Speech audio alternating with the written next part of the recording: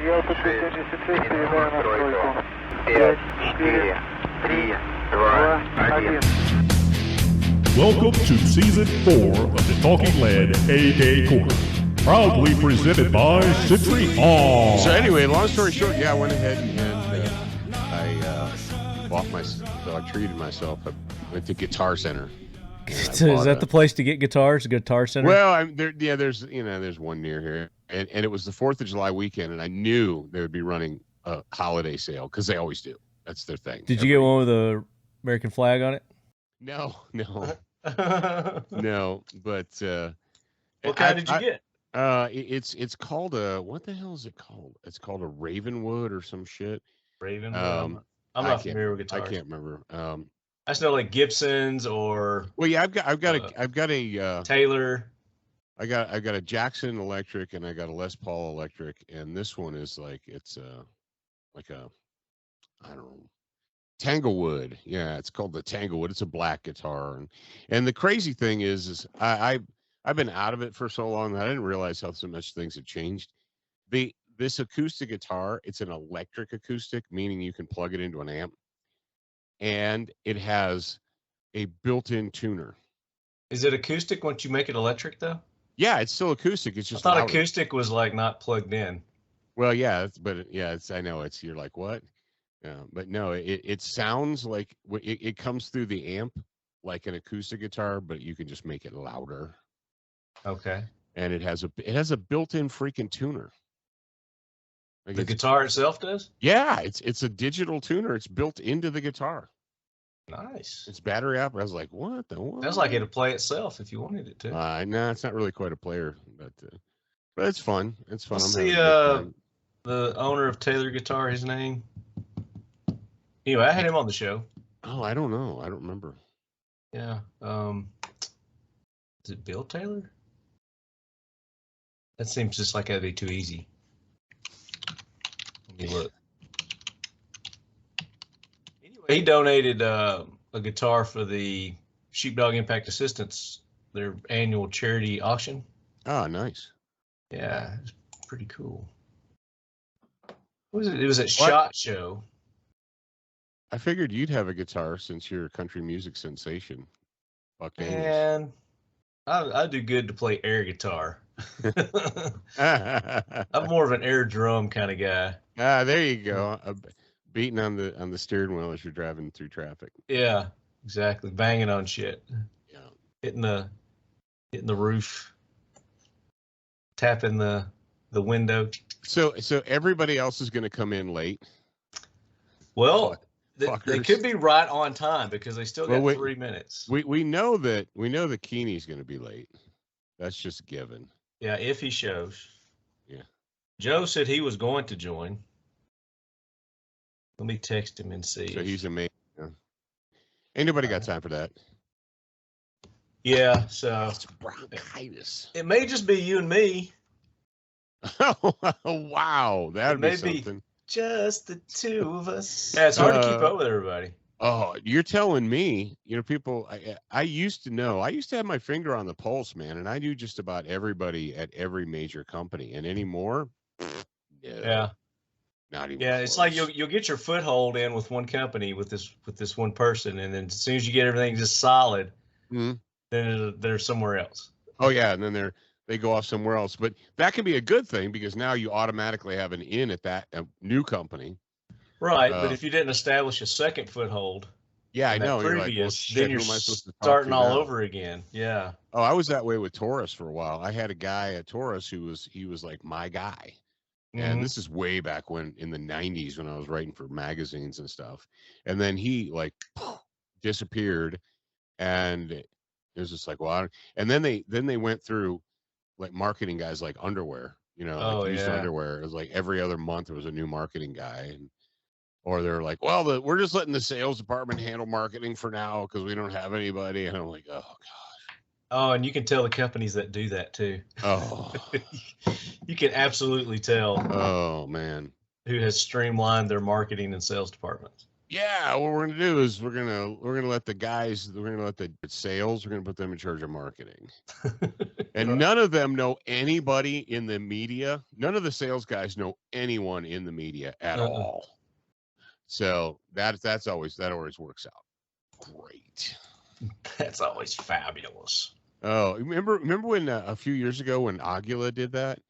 Aklys, I've never heard of Aklys. Who's Aklys? Aklys Ammunition, the Mexican ammo company. Their BFD was when they came. They're the ones who came out with the mini shells.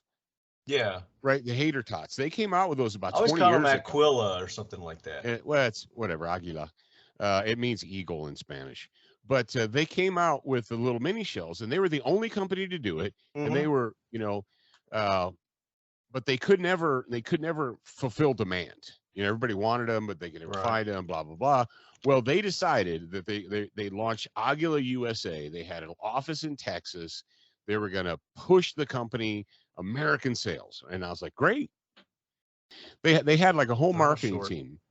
And they were going to do stuff, man. They were going to sell ammo and they were going to do good stuff. And I'm like, great.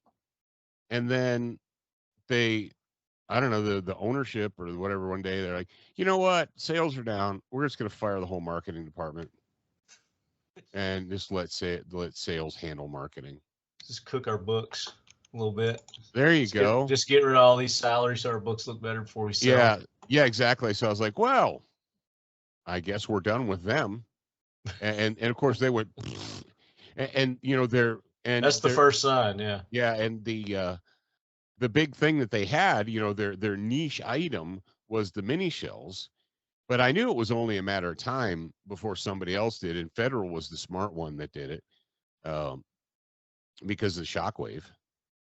Federal, the Shockwave is the gun that basically resurrected the mini shell, because people were like, I can take this little Shockwave thing and I can stuff 9 shells in it, 8 or 9 shells. Like, that the extended length KSG from Keltec. Oh yeah. You can get like, I don't know, 50 of them in that or more. You can put in the regular one, you can put 12 in one. So you can start out with 25. Yeah. In the regular size. In the regular size one. And then that extra longer one, you can hold even more. You can't even find that many. You can't even find that many to buy. Those shells. Well, the crazy thing is now Federal is in the same position that Aklys was in. They're struggling to keep up with the sales on them. And I doubt. Well, isn't every ammo company right now just on everything? Not really. I mean, if you look, I get probably 5 or 6 emails a day from everybody. I get it from Primary, from PSA, from Classic, from AIM Surplus. It's still up to go. It's still up expensive though. Because of inflation. If it wasn't for the inflation rate, ammo would be back down to 2019 prices. Yeah, that's where we need them.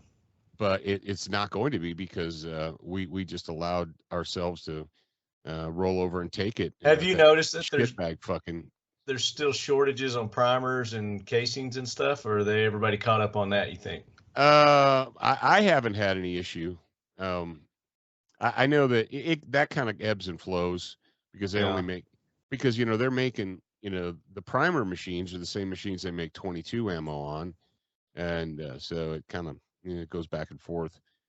But the regular stuff, 9, 223, 762, 308, that's all out there. People are like, well, it's more expensive than I want to pay. I'm like, here's the deal, motherfucker. Whether it's more expensive, more than you want to pay for it or not, that's not changing anytime soon. You don't think so? You don't think the next? No, not with inflation the way it is. This election cycle goes through. Yeah, if we were able to stop the fraud and retake the House and the Senate. Yeah. But if that doesn't happen, then the answer is no. Well, now guns are back. Just have to keep our eye on it. Guns are what? Guns are back. The price is falling. Yeah, they're falling. Yeah. They're falling pretty good on those.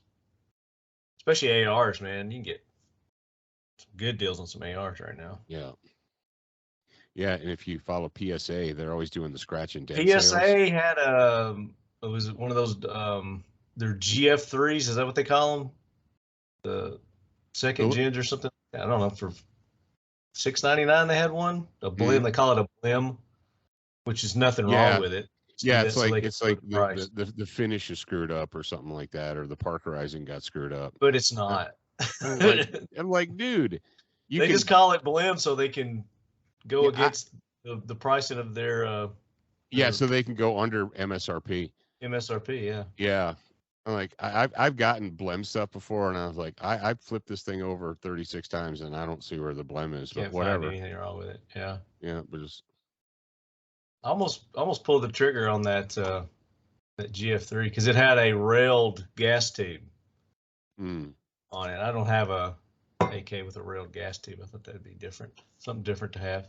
That's all I'm saying. Yeah, and since I'm at Jared's house, I don't have my armory. Like, I can't just get up and walk over you don't have show and tell and grab stuff like usual. Usually you said, hey, do you have one of those things? And I just walk over and grab it. I know.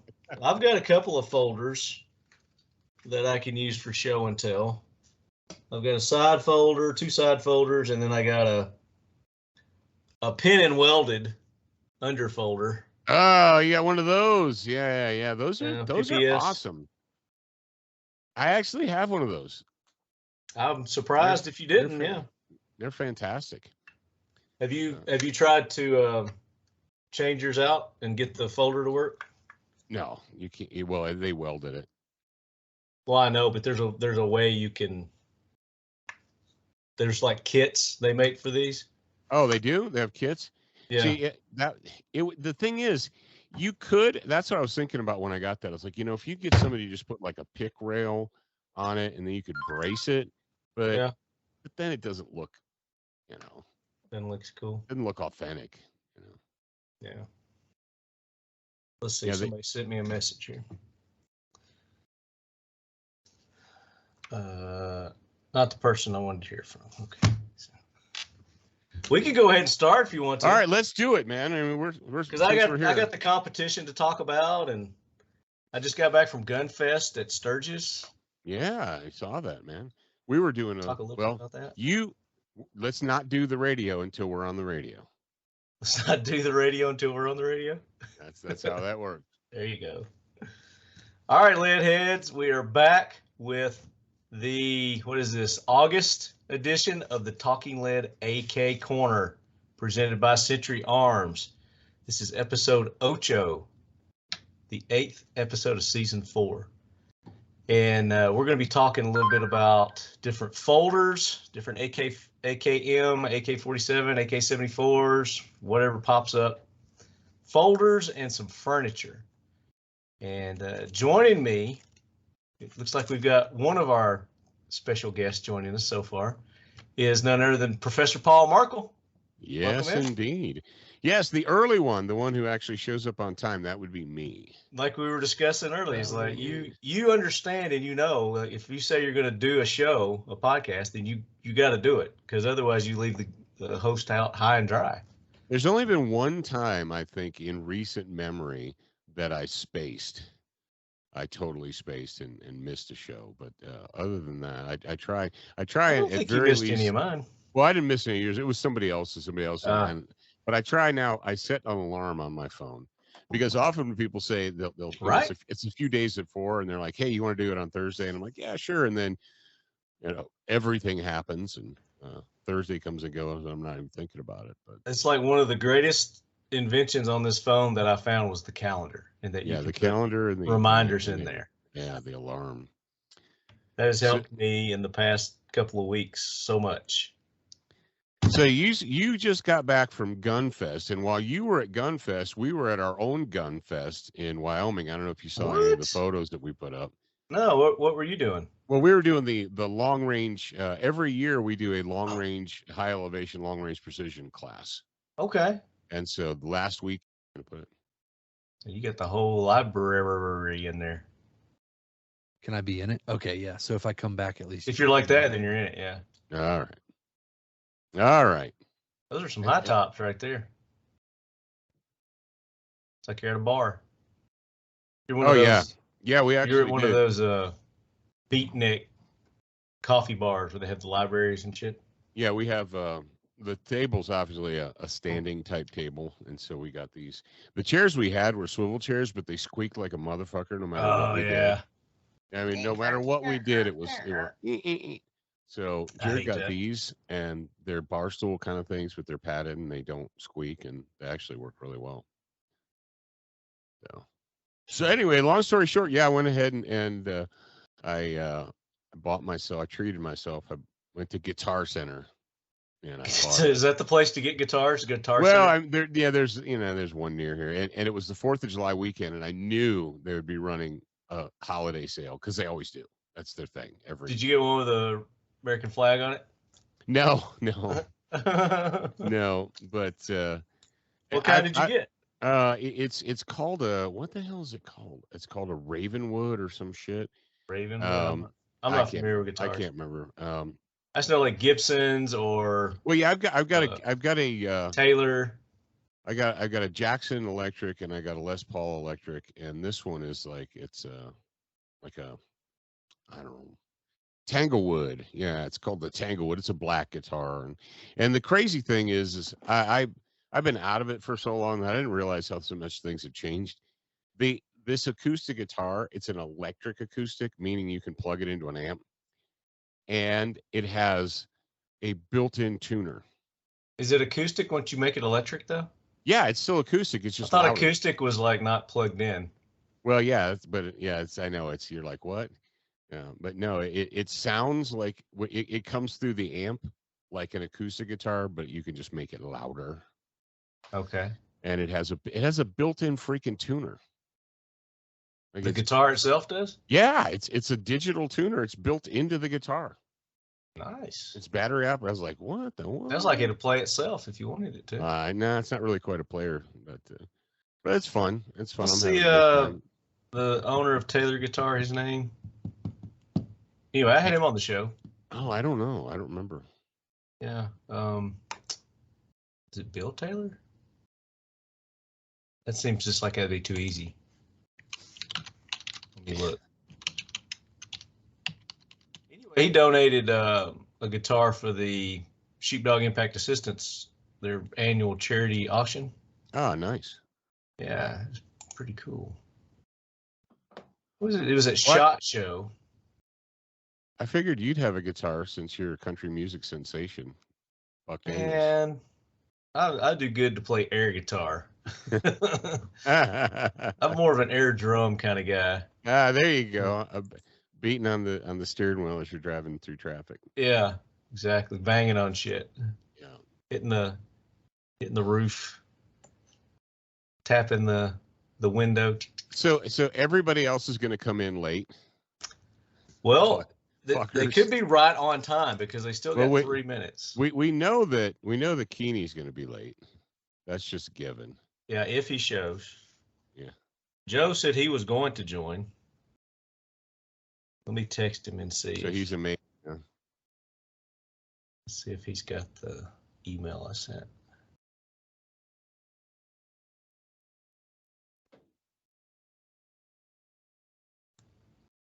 And then Jay was going to, but he's got bronchitis. Bronchitis? He ain't got time for that. Ain't nobody got time for that. Yeah, so it's bronchitis. It may just be you and me. Oh wow, that'd be something. Be just the two of us. So Bialzek's got bronchitis? No. Jay. Which Jay? Jay with the D. The last name starts with a D. Oh, Dressler. Yeah, he doesn't like saying it on the air. So. Well, we're not on the air. I know, but I'm recording. Yeah, well, there's just the two of us. You're gonna cut this crap out anyway. Most of it. So, oh, okay. Oh, all right. I might leave some of it in. Some of it's entertaining. All right. I forgot he's a regular feature in this. Yeah. One. Well, he comes periodically. He's at a new company now, and I don't think. Oh, I know. We've talked about the new company yet. Well, it's public, right? We may have. It's not a secret anymore. I don't think so. No. And I think we've actually talked about it on the show. I just can't remember. Because every time he gets a new job, he's like, you say that like he's getting one every month or something. It's like, hey, I might be working for a new company, but and you're like, we can't talk about it. Look at my surprise face. We can't talk about it yet. I'll let you know when we can talk about it. NDAs and all, you know. Yeah, he signs an NDA. He's like, I'll let you know when we can talk about it. Stinking NDAs. We can't talk about it yet. Well, everybody in our industry, I feel like I'm a weirdo because I haven't popped around to like 6 or 7 different companies and all that. It's funny. It's almost like I've got all these friends, and it's like they're chasing each other's tail, you know, from one company to the next, to the next, to the next, to the next, you know. Around.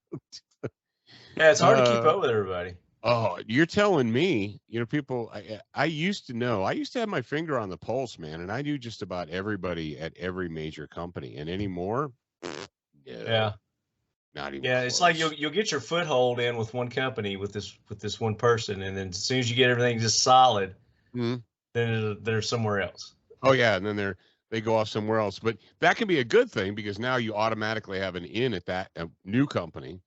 Right, but if you didn't establish a second foothold, yeah, I know. Previous, you're like, well, then you're starting all over again. Yeah. Oh, I was that way with Taurus for a while. I had a guy at Taurus he was like my guy, and this is way back when in the '90s when I was writing for magazines and stuff. And then he like disappeared, and it was just like, well, and then they went through like marketing guys like underwear, you know, like used underwear. It was like every other month there was a new marketing guy, or they're like, well, we're just letting the sales department handle marketing for now because we don't have anybody. And I'm like, oh gosh. Oh, and you can tell the companies that do that too. Oh, you can absolutely tell. Oh man, who has streamlined their marketing and sales departments? Yeah, what we're gonna do is we're gonna let the guys, we're gonna let the jack-offs over at sales, we're gonna put them in charge of marketing. And none of them know anybody in the media. None of the sales guys know anyone in the media at all. So that always works out great. That's always fabulous. Oh, remember when a few years ago when Aklys did that? Aklys, I've never heard of Aklys. Who's Aklys? Aklys Ammunition, the Mexican ammo company.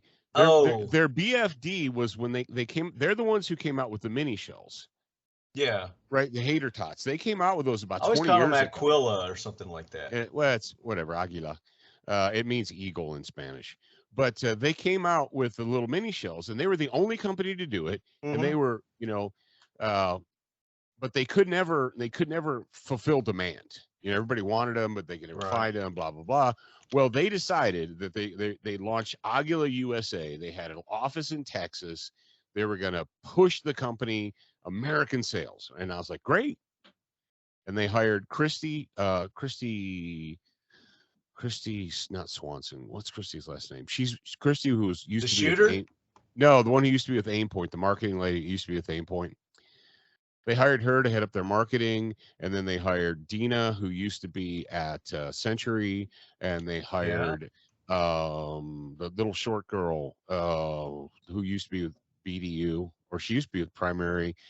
What the heck's her name? Little short girl. But anyway, they had like a whole marketing team, and they were going to do stuff, man. They were going to sell ammo, and they were going to do good stuff. And I'm like, great. And then I don't know, the ownership or whatever, one day they're like, you know what? Sales are down. We're just going to fire the whole marketing department and just let sales handle marketing. Just cook our books a little bit.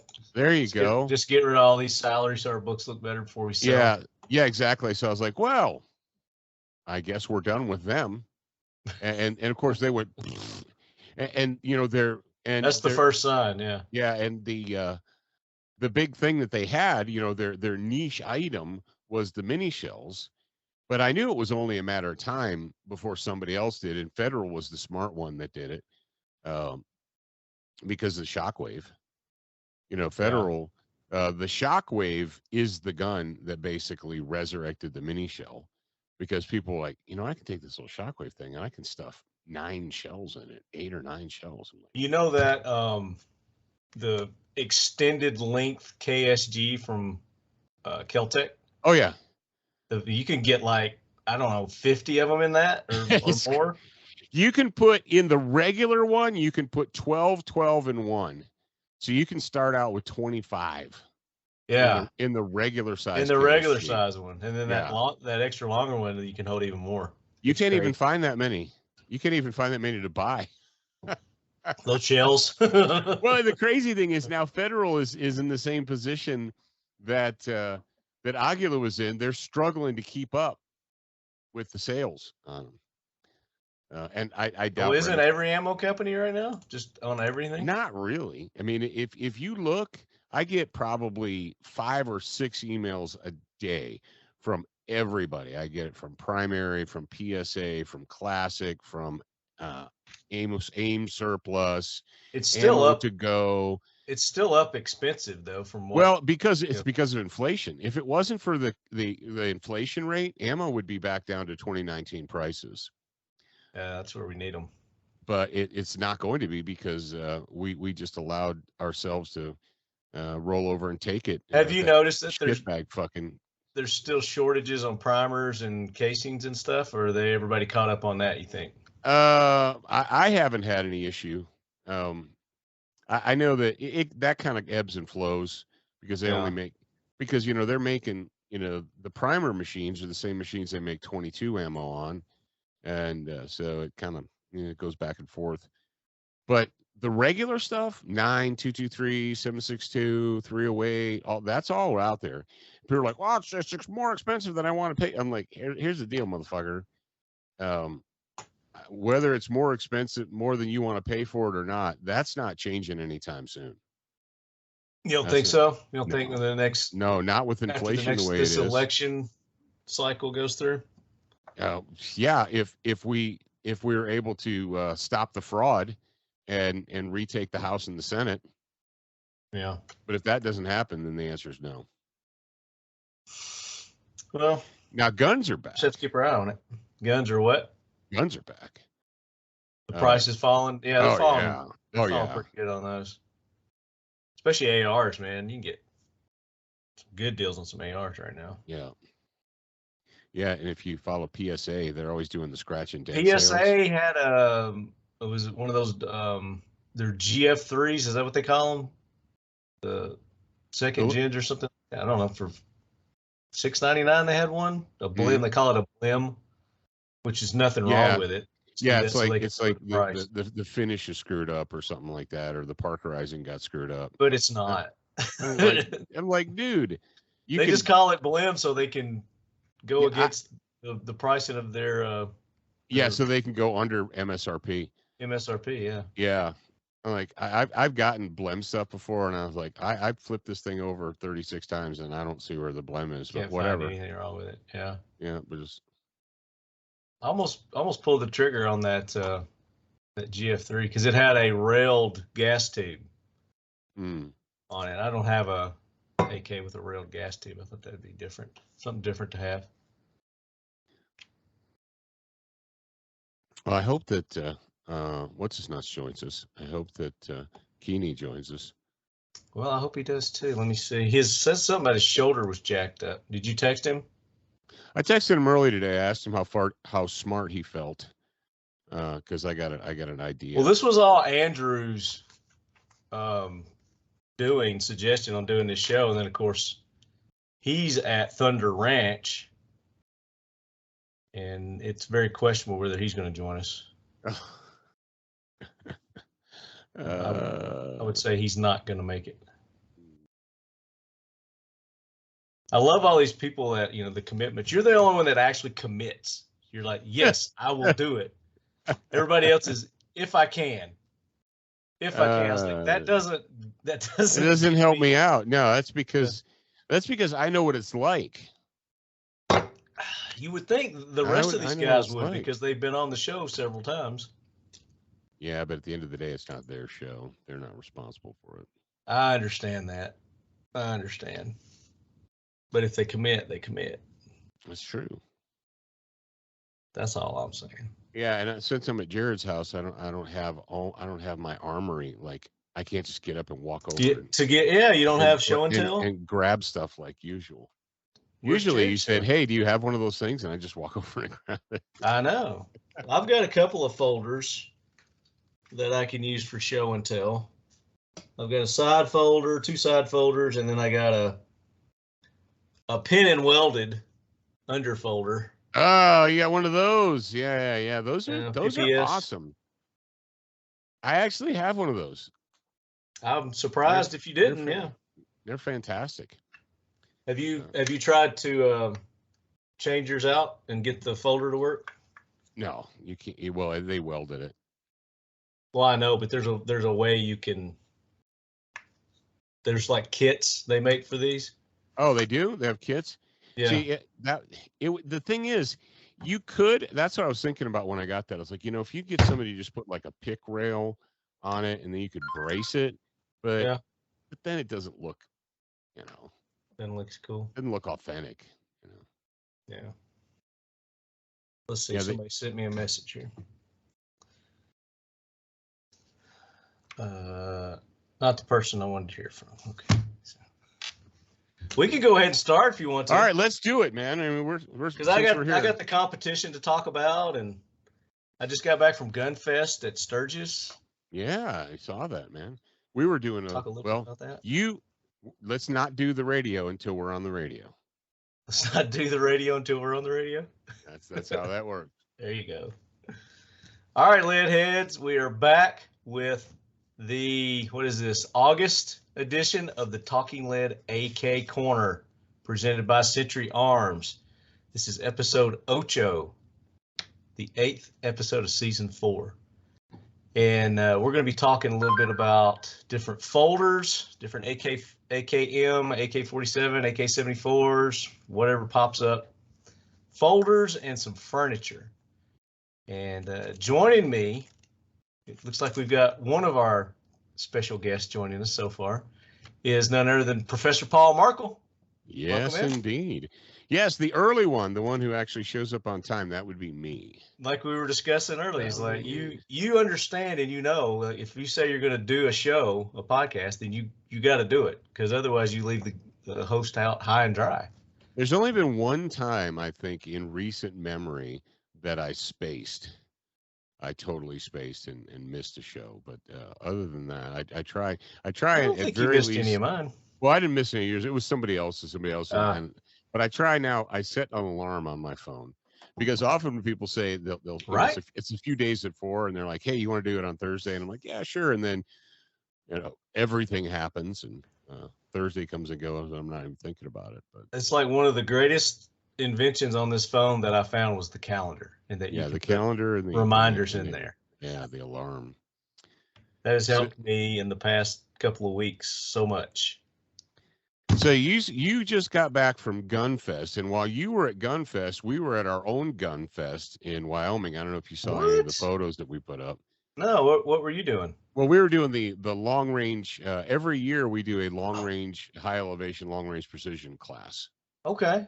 And so last weekend. Is that the one where Rob Pincus was at? And no. There's a different one now. No. Okay. No. I saw something about a long range class that him and Michael Bain were in. Oh no, I was. We do the. We have a. Well, this is the same range we've been talking about for years and years. We've been doing it since 2017 in Wyoming, and our range is about 7,300 feet above sea level. And we kind of, since we've been doing it, we get a good mix now. We have mix of new people, and then we have students that come back. A lot of folks, they come out for the first time, and they kind of get the bug, and they go back home, and maybe they get a different rifle, or they upgrade their rifle, or they get a can.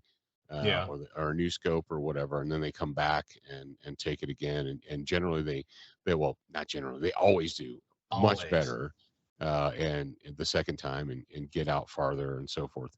So while I was watching your videos, I saw you were, because it's funny, one of our students actually came, and then he left and went directly up to Sturgis after the class. Your course. He brought his motorcycle on a trailer, and he took the course, and then he went and zipped up to Sturgis.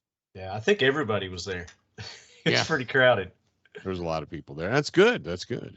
Yeah, and we're going to do a special a special episode on that, lead heads. I'm going to get my traveling crew. We're going to do a little podcast. We're going to talk about our trip up to Sturgis, while we were at Sturgis and Gunfest, and then our trip back. So that should be a pretty interesting episode. So stay tuned for that. But this is the Talking Lead AK Corner, and we're going to talk AKs and comm block guns, and hell, we may even talk ARs and who knows what else on this show. We'll talk whatever we want to talk about because we're Americans. We're Americans, by God. We're Americans. That's how it works. That's right. That's how this train works. But before we do that, I want to give you guys a heads up on the giveaway, the Talking Lead Century Arms BFT 47 AK-47 giveaway contest that we're doing. We've gotten a lot more participation since I extended it, and you've got until September 10th to get your submissions in. And if you're new to the show, you're just listening to the podcast, you're saying, what is this giveaway you're talking about? Well, Century Arms has put up one of their AK-47s, their new BFT 47s, which Paul has had the pleasure of shooting. I think you own one of those. Yep.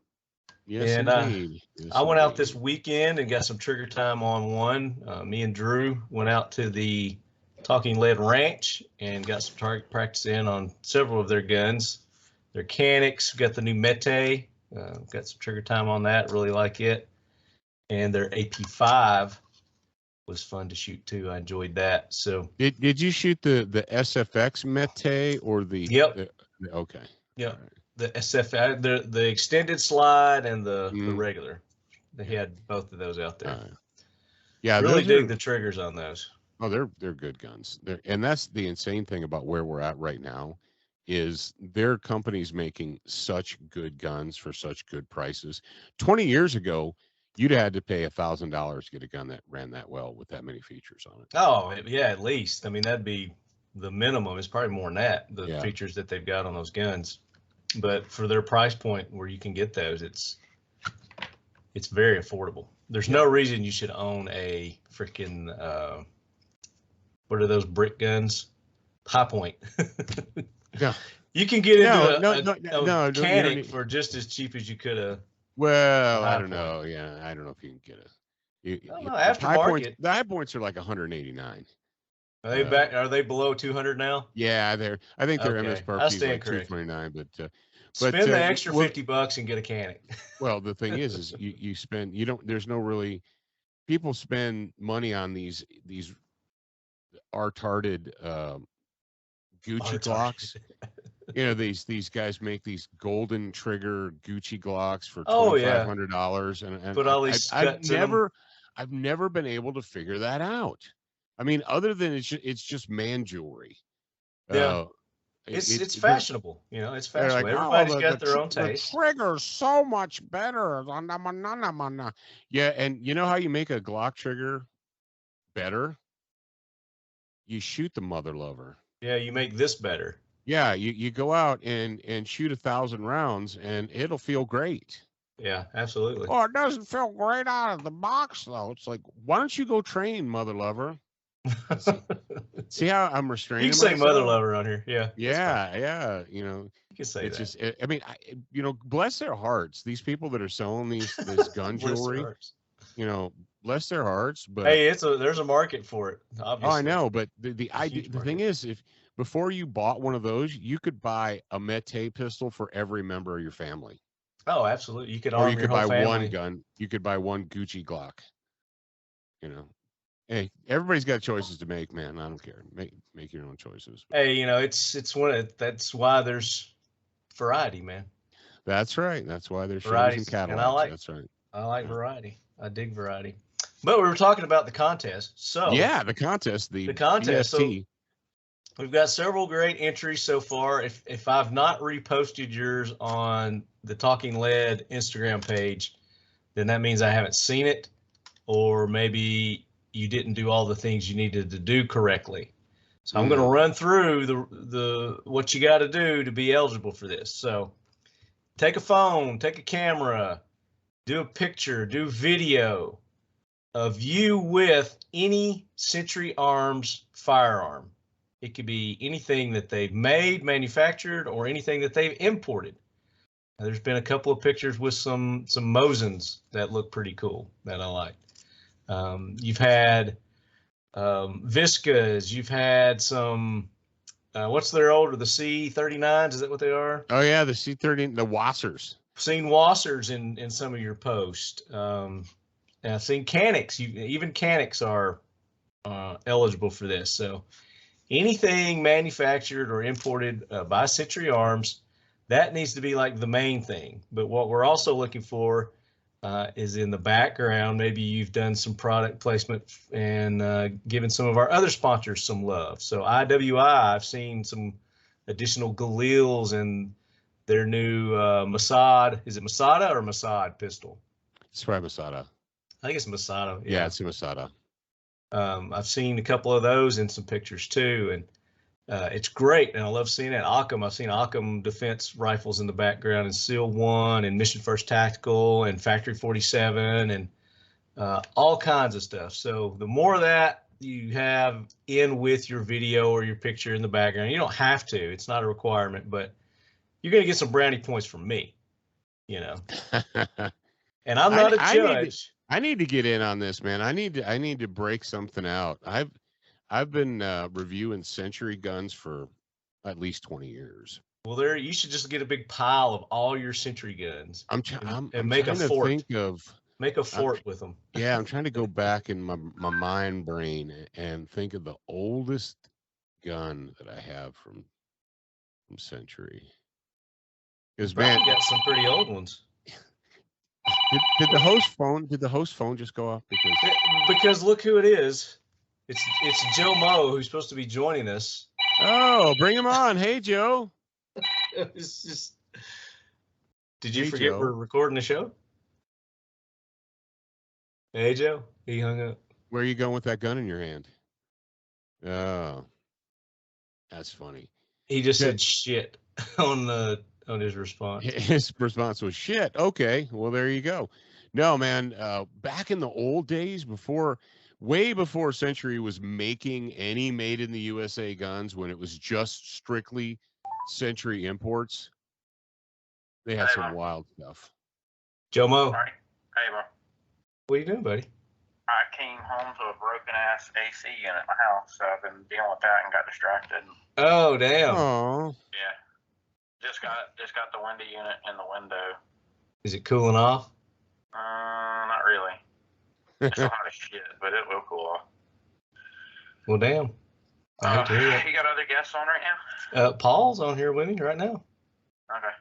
So if you want to jump on. We started. Yeah, let me see if I can get in. Okay. All right. See you. And, well, he's the one who had to live in Louisiana, where it's like Africa hot. Oh, I'll bet. Yeah. Although it's been kind of Africa hot in, I'm over in Salt Lake Valley right now with Jared, and it got to 95 today. That's just wrong. That's just wrong. It's actually kind of cooled off here in Tennessee a little bit. Before I left for Sturgis, it was high 90s, hundreds, and then when I got home, it's been in the high 80s. High mid 80s. Yeah, in Wyoming this morning it was like 68 at 8 o'clock this morning. It's so nice. This is a good time. It's nice. So let's talk about the giveaway. All right, talk about the giveaway. We were talking about it, man. I told you that you're thinking about you're going to enter a Century gun, and unless if you're not going to be a judge, then you can enter. You are eligible to enter. They're not going to send me a gun. Judges, and you got to win the contest first, man. Oh yeah, that's true. That's true. It's not going to be an auto. You're automatically assuming you're going to win. So there you go. Paul has thrown the gauntlet down to you lead heads. So make a post. I said it could be a picture, it could be a video. We've had some very good videos. I've been impressed with some of those. We've had some good pictures too.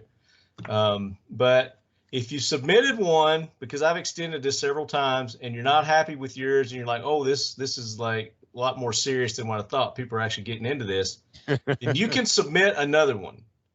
But I'm only going to take one of your submissions, so you need to make sure you designate which one I'm taking. Otherwise, I'll just pick one when we do the judging, and that's the one that our judges are going to judge.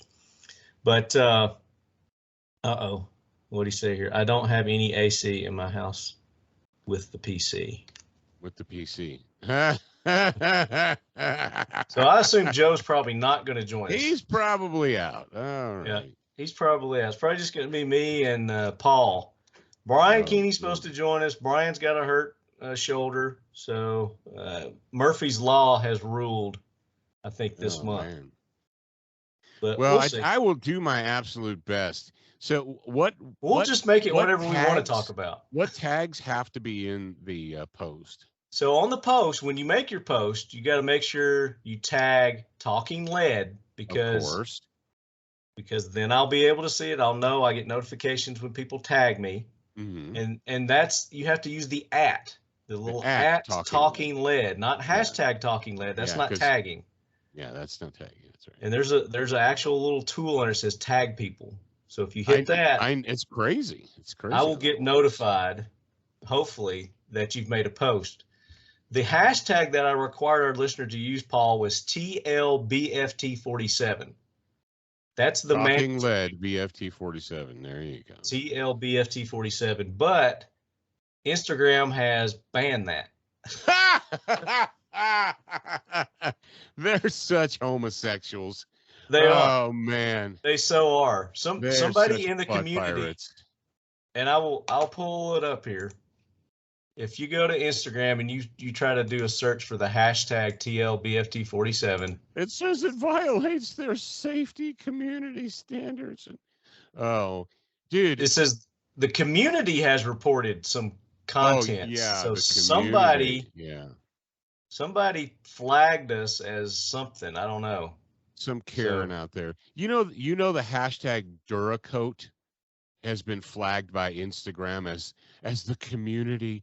The community has reported this. Duracoat?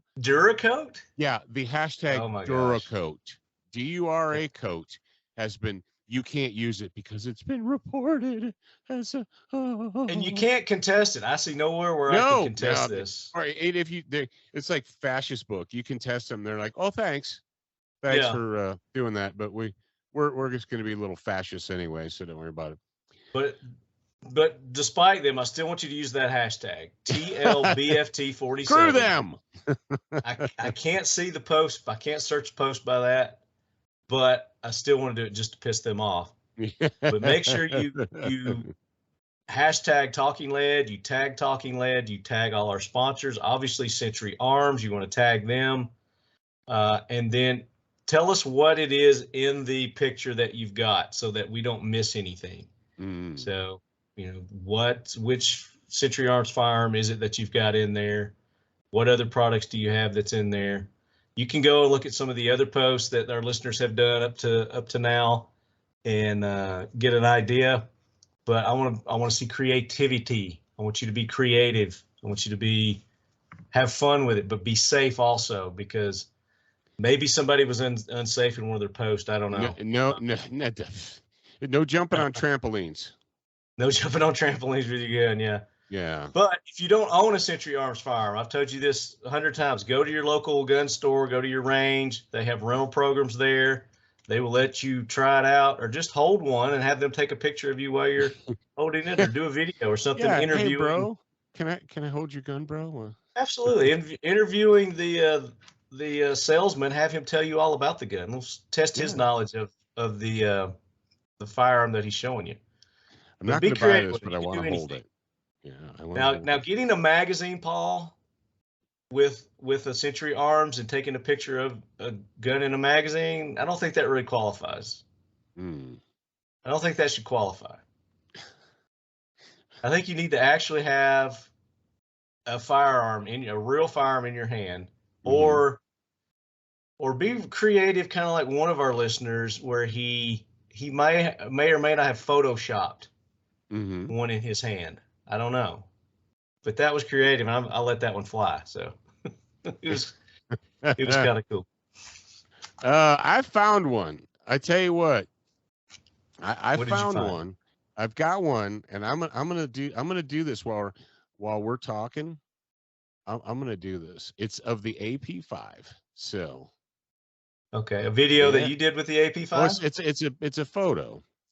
Okay, Here you All go. so I made a little post earlier, a few days ago, just reminding everybody about the contest when it ends, and then I did my own little. This is an example of what you could do, And I ran one of their AKs, and I ran the AP5, and I think I had the Canics in that video too, but I don't remember.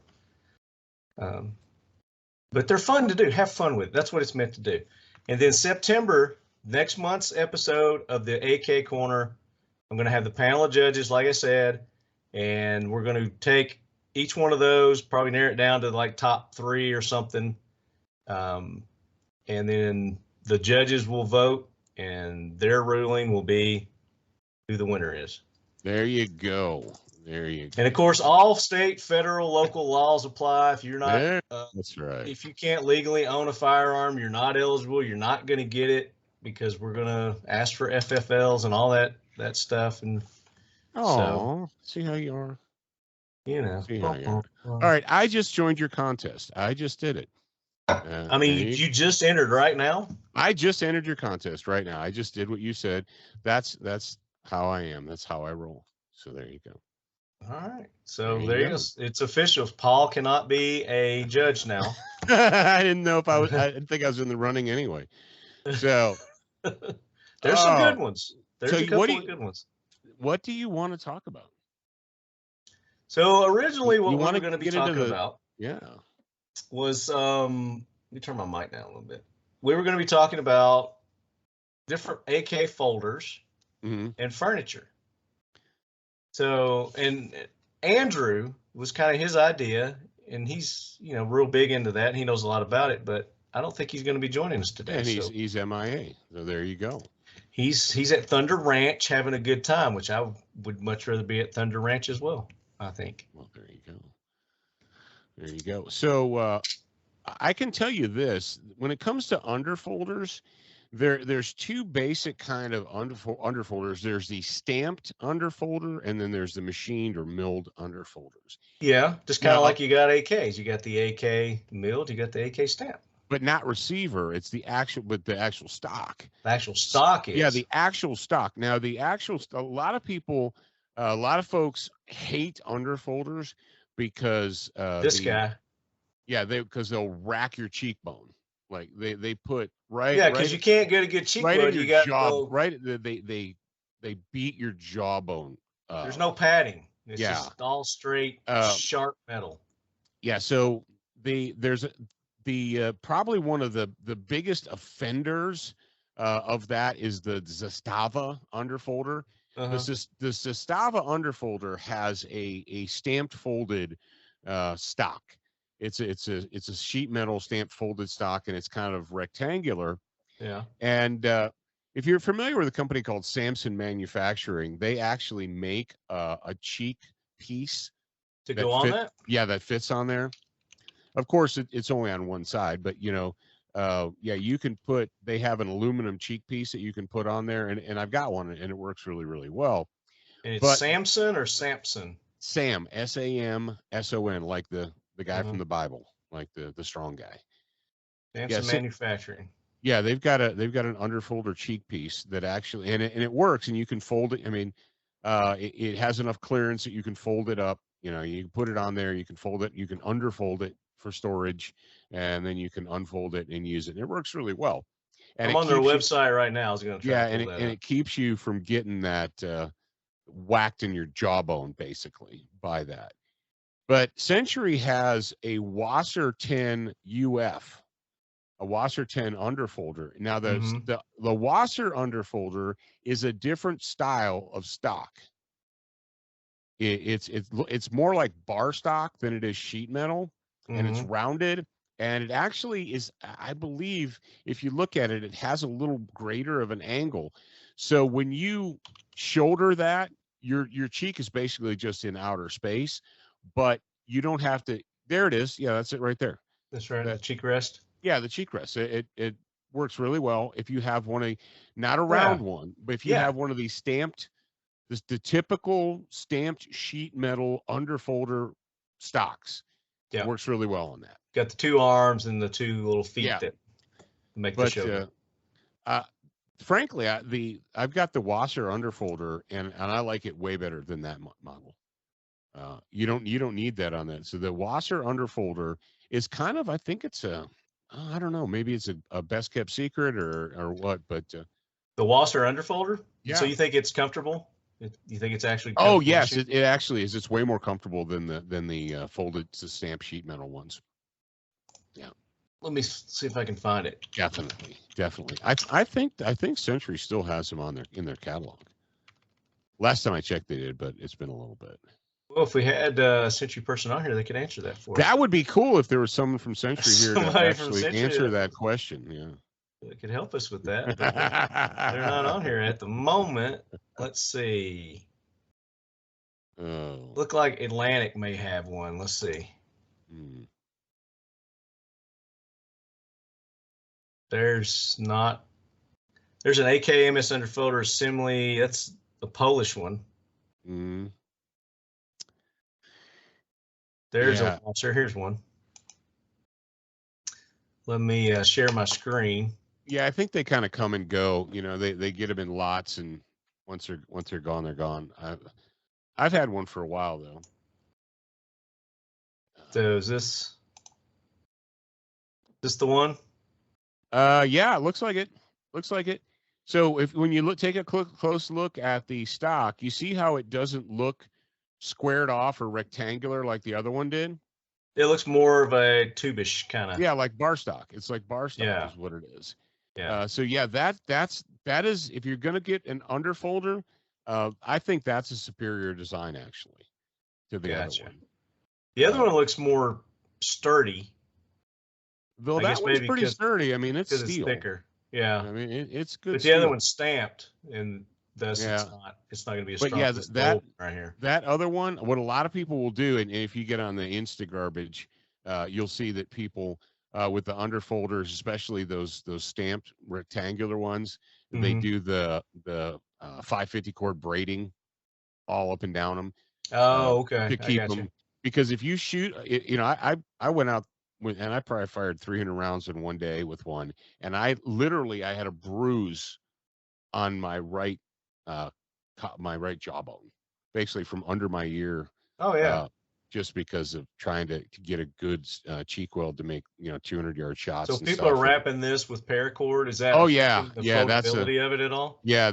Well, I don't know if like with the now that one you don't need to. The Century one, the Wasser one you don't need to, but like the Zastava and the other ones that have the stamped rectangular ones, I know people do that. I've never done it myself. I don't know if you can or can't fold it with that on. I mean, the whole reason. Let's face it. The underfolder it's popular because it looks cool. Looks cool in movies. You know, it's a paratrooper. It looks stock. cool, but you know, that's the thing. Yeah, the comfortability of them, and the ones I've ever shot, I don't care for them at all because if I'm going to be doing a lot of rounds, then no. But it has a purpose. So there was a purpose as to why they made stocks foldable. Yeah, because it's a paratrooper stock. They wanted to fold it up, their tank, and tuck it up tight underneath their arms so when they're jumping out of airplanes.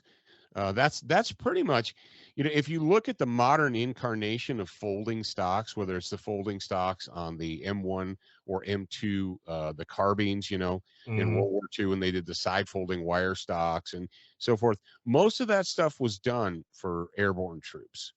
Yeah. And hell, they even made an RPK with a freaking side folding stock on it. Now, speaking of side folders, or folding stocks, the wire folders are actually pretty comfortable to shoot. The side folding wire ones. Do you have an example of that? Let me pull that up. Yeah, so a good buddy of mine who's an AK aficionado and a combat veteran he's killed more people than cancer with AKs, and that was his. Would that be JK? Yeah, that would be the JK. He's been on our listeners, and his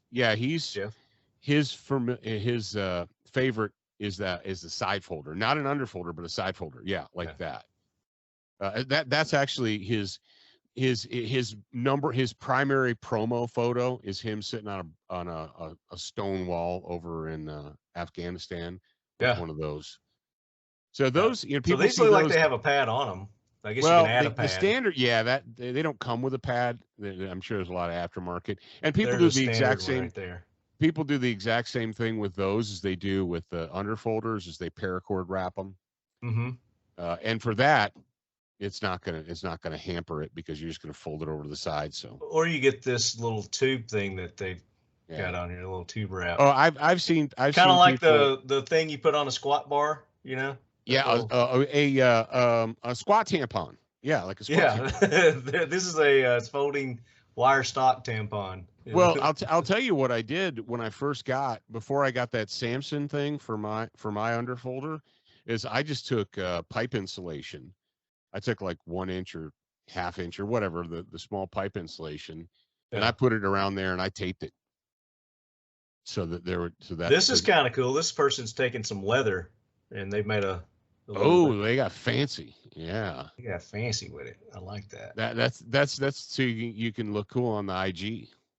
So you can go do Western shoots with that. Yeah, there you go. You can do cowboy shooting with cowboy action with that because it's leather. Did you see my entry yet? Did it pop up and did it say you got tagged? Let's just do that. Let's go to You've been tagged. Let's go to the Instagrams. You've been tagged. And let's see if it shows up. We'll see if Paul did it correctly. Yeah, I tagged you. So. All right, got a little message here. There you go. Got a message, so someone has tagged you. Here we go. There you go. So that you got a little what's the name of that movie? Die Hard, man. Die Hard, thank you. Yeah. I got the Die Hard Christmas sweatshirt with you gotta edit that. Hear you, brother. Talking Lead, Century Arms, TL. So he did like the bare minimum. The absolute bare minimum. Well, I was doing it while I was doing it while I was talking to you. So, you know, give me credit for multitasking. But he did. So he tagged Talking Lead, he tagged Century Arms, he did the hashtag TLBFT47, did a couple of extra tags, which is fine. You can put as many hashtags as you want to in there. Just make sure the TLBFT47 is in there. Now the question is, the TLB one has been flagged and censored, but has the BFT one, the regular one? The regular one, see that's it is too. It's flagged down too. There's only one picture. How about ho ho ho? Nope, ho ho ho's good. So we got that one. Ho ho ho works. Ho ho. Now I have a machine gun. Ho, what hashtag do you want to shut down next? Yeah, no kidding. No kidding. And we can definitely. Well, do that. I tagged AP5, so we'll see if that one's. Oh, that one seems to be still working. AP5. Yeah, because it's generic. It's funny you use hashtags and they end up, you know, all kinds of like. I just did an AR build. I don't know if you saw that, but I did an AR build. And what kind of AR did you build? I went to Brownells and I bought one of those KE Arms unibody lower receivers, the ones that were the lower receiver, the pistol grip, and the stock are all one large polymer component. Mm-hmm. And so I had that, and then I got the 16-inch barrel and a muzzle device and everything, and I put it all together. And I tagged it. I hashtagged it AR build. And apparently that's really popular. That is a popular hashtag with off-road enthusiasts. AR? Yeah. Adam. I say Adam off-road. No. Yeah, that's what I thought too. It's like Adam Robert BUILD build. And yeah, and I go there and there's all these freaking like monster trucks and stuff. Yeah, well, it's not monster trucks. It looks like they're like Toyota 4Runners or Toyota or the what's the really popular Toyota off-road one? Yeah, like that and things when like we can't get here. Yeah. the ones you get in Africa and Asia and stuff like that. Yeah. Yeah. So I don't know how that is AR build. I don't know. Oh, I don't know. Well, we're using the TLBFT 47 regardless, but that's right. They can't stop. If you want me to find it, tag me at Talking Lead. At Talking Lead. I'll share yours when we get off here. I can't multitask. I can't do two things at once. Well, you liked it. That's the important thing. And we already have people. We're live. We're talking about this. We're doing this. And there's already people liking it. So there you go. So we've already gotten traction. Already. We've picking already it gotten up. Traction, yeah. So you got till September, Leadheads. If you have questions, look at, like I said, just look at the other people that have made their post, and you can't go wrong. There you go. Unless I don't see it. And then you may want to email me and let me know that you submitted one, or DM me on the thing. But you got till September the 10th. And then we're going to get the judges together. We're going to judge it, and we're going to give that bad boy away. We're supposed to have given it away 3 shows ago, I think, but I extended it. I've extended it. I've given you opportunities to get it in. Give it away now. Got some good traction, so I'm looking forward to seeing those. But so we're talking the folders. We're kind of getting into little pros and the cons, I guess. Yeah. But you know, the reason that they did those, like Paul was saying, was for their the confined space troops. So the paratroop, airborne troops and so forth. And the tank units would use them, tight squeezing, getting in and out of those tanks. But there's under folders, there's side folders, there's even top folders. Mm-hmm. I was talking to somebody the other day. There's a top folder AK out there. I couldn't find a picture, but I think it's is it Korea or China that has that? Oh, I don't know. The Chinese got some weird stuff. Well, yeah, have you seen pictures of the Chi-Coms lately with their Bullpup rifles? They got the Bullpup AKs. I think I saw a picture of that. Is that something you got going? Yeah, if you go to our, I don't know if it's still up because they only do it for 24 hours. I shared a thing on Student of the Guns Instagram. Story. There's a video. Yeah, it's in the stories. There's a video of these Chi-Com kids. Nah, it's gone. It was like 2 days ago, but it's floating around out there. There's a video floating around the Chi-Coms. You see where we're in the United States of America, we've got our teenagers so confused they don't even know whether they have a penis or a vagina or whatever. But the other countries of the world aren't doing that. The video that I'm speaking of is Chi-Com military exercises being conducted with teenagers. So they have, I mean, they recruit their teenagers into their auxiliary, and they're out there doing military maneuvers with actual guns. That's where real live fire. Yeah, and the Russians do the same thing, and we're over here trying to, basically just destroy and ruin our children and make them all weak and spongy and confuse the shit out of them. Yeah. Well, we're going to educate them here on some of this stuff with the AKs. Maybe give them a fighting chance at life. Is this the bullpup, the Chinese bullpup? Yeah, the Chi-Coms. Yeah, they have an AK bullpup thing now, which is kind of a weird monstrosity. And I can only imagine having the ejection port right next to your cheek. I mean, I know it's just in front of your face, but right next to your ear would be fun on a bun. I tell you what. Fun on a bun. I'm trying to find one. Fun on a bun. Oh. We're trying to find a good picture of one. Yeah. Well, if you get the Kel-Tec RDB, it'll eject downward, and you don't have to worry about it. Yeah, the RDB. Burn your arm. Did you ever shoot the RFB? Oh yeah. The 308 RFB? Yeah. Oh yeah. It's kind of disconcerting, isn't it? Like after you fire a couple of rounds and then you're just like hanging out and something falls out of the front of your gun and you're like, oh the rounds? Yeah, the empty cases, because they don't launch out, they just kind of dribble out. They just kind of build up in there and you gotta and then they dribble out. Knock it a couple of times. Yeah. I mean, they don't get stuck or anything. I never had one get stuck, but it's kind of weird because you're like, bam, bam, bam, and then you stop shooting and something falls out of the front of the gun. Well, I made a post on Instagram the other day. We were at Gunfest at Sturgis, I was telling you guys, and we're going to do a whole episode on it, so don't worry, I'm going to tell you all about it. But Springfield was there, and I'm not a big fan of Springfield, but they had a bullpup.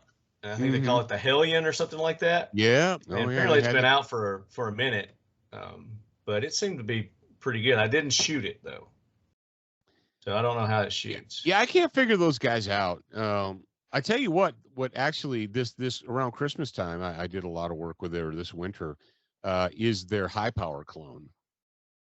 Their high power cologne? No, clone. The clone. Oh, clone. Yeah. They got their own line Not of cologne. cologne.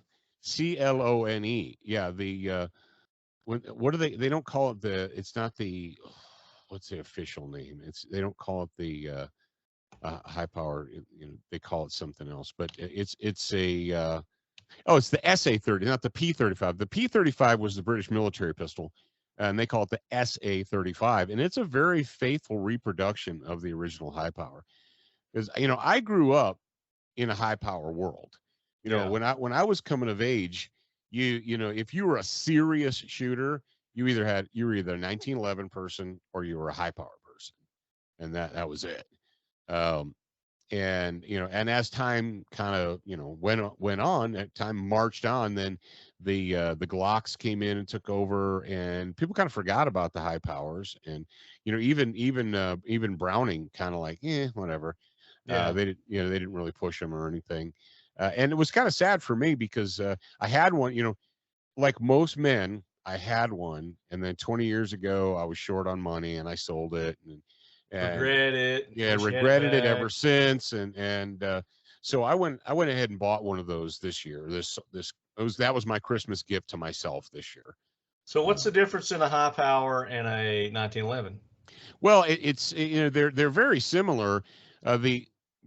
John Browning came up with the concept, but the gun wasn't finished until after he passed away.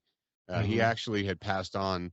But they had the drawings in the all the schematics for it, and of course at the time anything with the name Browning on it was gold. Oh, of course. And I believe it was his oldest son that took it to Herstal, to FN Herstal, to the Belgians, and said, "Hey, you want to build this?" And they're like, "Yeah, do we want to build a Browning gun? Sure," because they'd already been building Browning guns anyway. So they built it in Europe. And of course, the Brits adopted it, and then it became famous because it was used by the Allies. Basically, all the Allies except for the United States used some form of high power. The Brits were obviously famous for using the high power. I believe, of course, I think the Australians did, and those kind of people. Sure. And then of course those kind of people. Yeah, those. Well, the basically the former Brits. You've got the New Zealand former Brits and the Australian former Brits. But what's the difference in the high power and the 1911? Well, they removed the linkage. The barrel linkage that's standard on a 1911 is different on the high power. On the original high power, and this is something that people are getting mad. I hate Springfield. Stop talking nice about them. Calm down. You got to give the devil his due. One of the things that they did, which was just fucktarded, was they put in, and I swear they did it for the Brits, they put in a magazine disconnect safety into the high power that obviously was not in the original 1911. Yeah. And what that did was it made the trigger feel, the trigger was terrible. Did you get in the shower? Sounds like you just hopped in the shower. No, I think that's you. It's not me. Is it me? Oh, who the hell just jumped in and there's running water? Oh, shit. It sounds like somebody's taking a shower. That's probably the damn window units we got running right now. Oh. Yeah, he's like blaming me for jumping in the shower or something. And I thought you just all of a sudden decided to So jump. I thought that was you. Phone. Yeah, I'm on my phone. Oh, okay. Not my office where I normally would do this. There's no AC in there. So, I came home to no AC. What's up, Paul? Hey, man. Good to see you. Sorry, buddy. Turn your video on, then we can see you.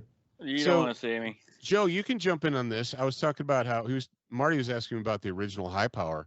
And I said that the one thing that Springfield did was they took out that fucked-hearted magazine disconnect safety. Because that's the first thing that gunsmiths would do in the United States if they had a stock World War II surplus 1911, is they'd go in and they'd take that magazine disconnect safety out of there because it was an abortion. And I was worried about that when I heard that Springfield was going to release one. I was like, oh, please don't let them put the magazine disconnect in there. And they didn't. They didn't. So they made it without They listened to you. Sans. Yep, Sans magazine disconnect. And of course the frame angle is is slightly different than the 1911 is. And they've got the cutout, the scallop cutouts at the front of the slide, and it's a good gun. I mean, it handles well. The only problem is if it has the spur hammer on it, and you grip nice and high, you'll get that strawberry spur bite in the web of your hand. Yeah. So one of the things that on a high point. Yeah, on a high point. That's one of the things. High power. Yeah. A high power. Yeah. One of the things that custom gunsmiths would do is they would put the combat hammers in there, or they would bob the spur so that it didn't bite you. Yeah.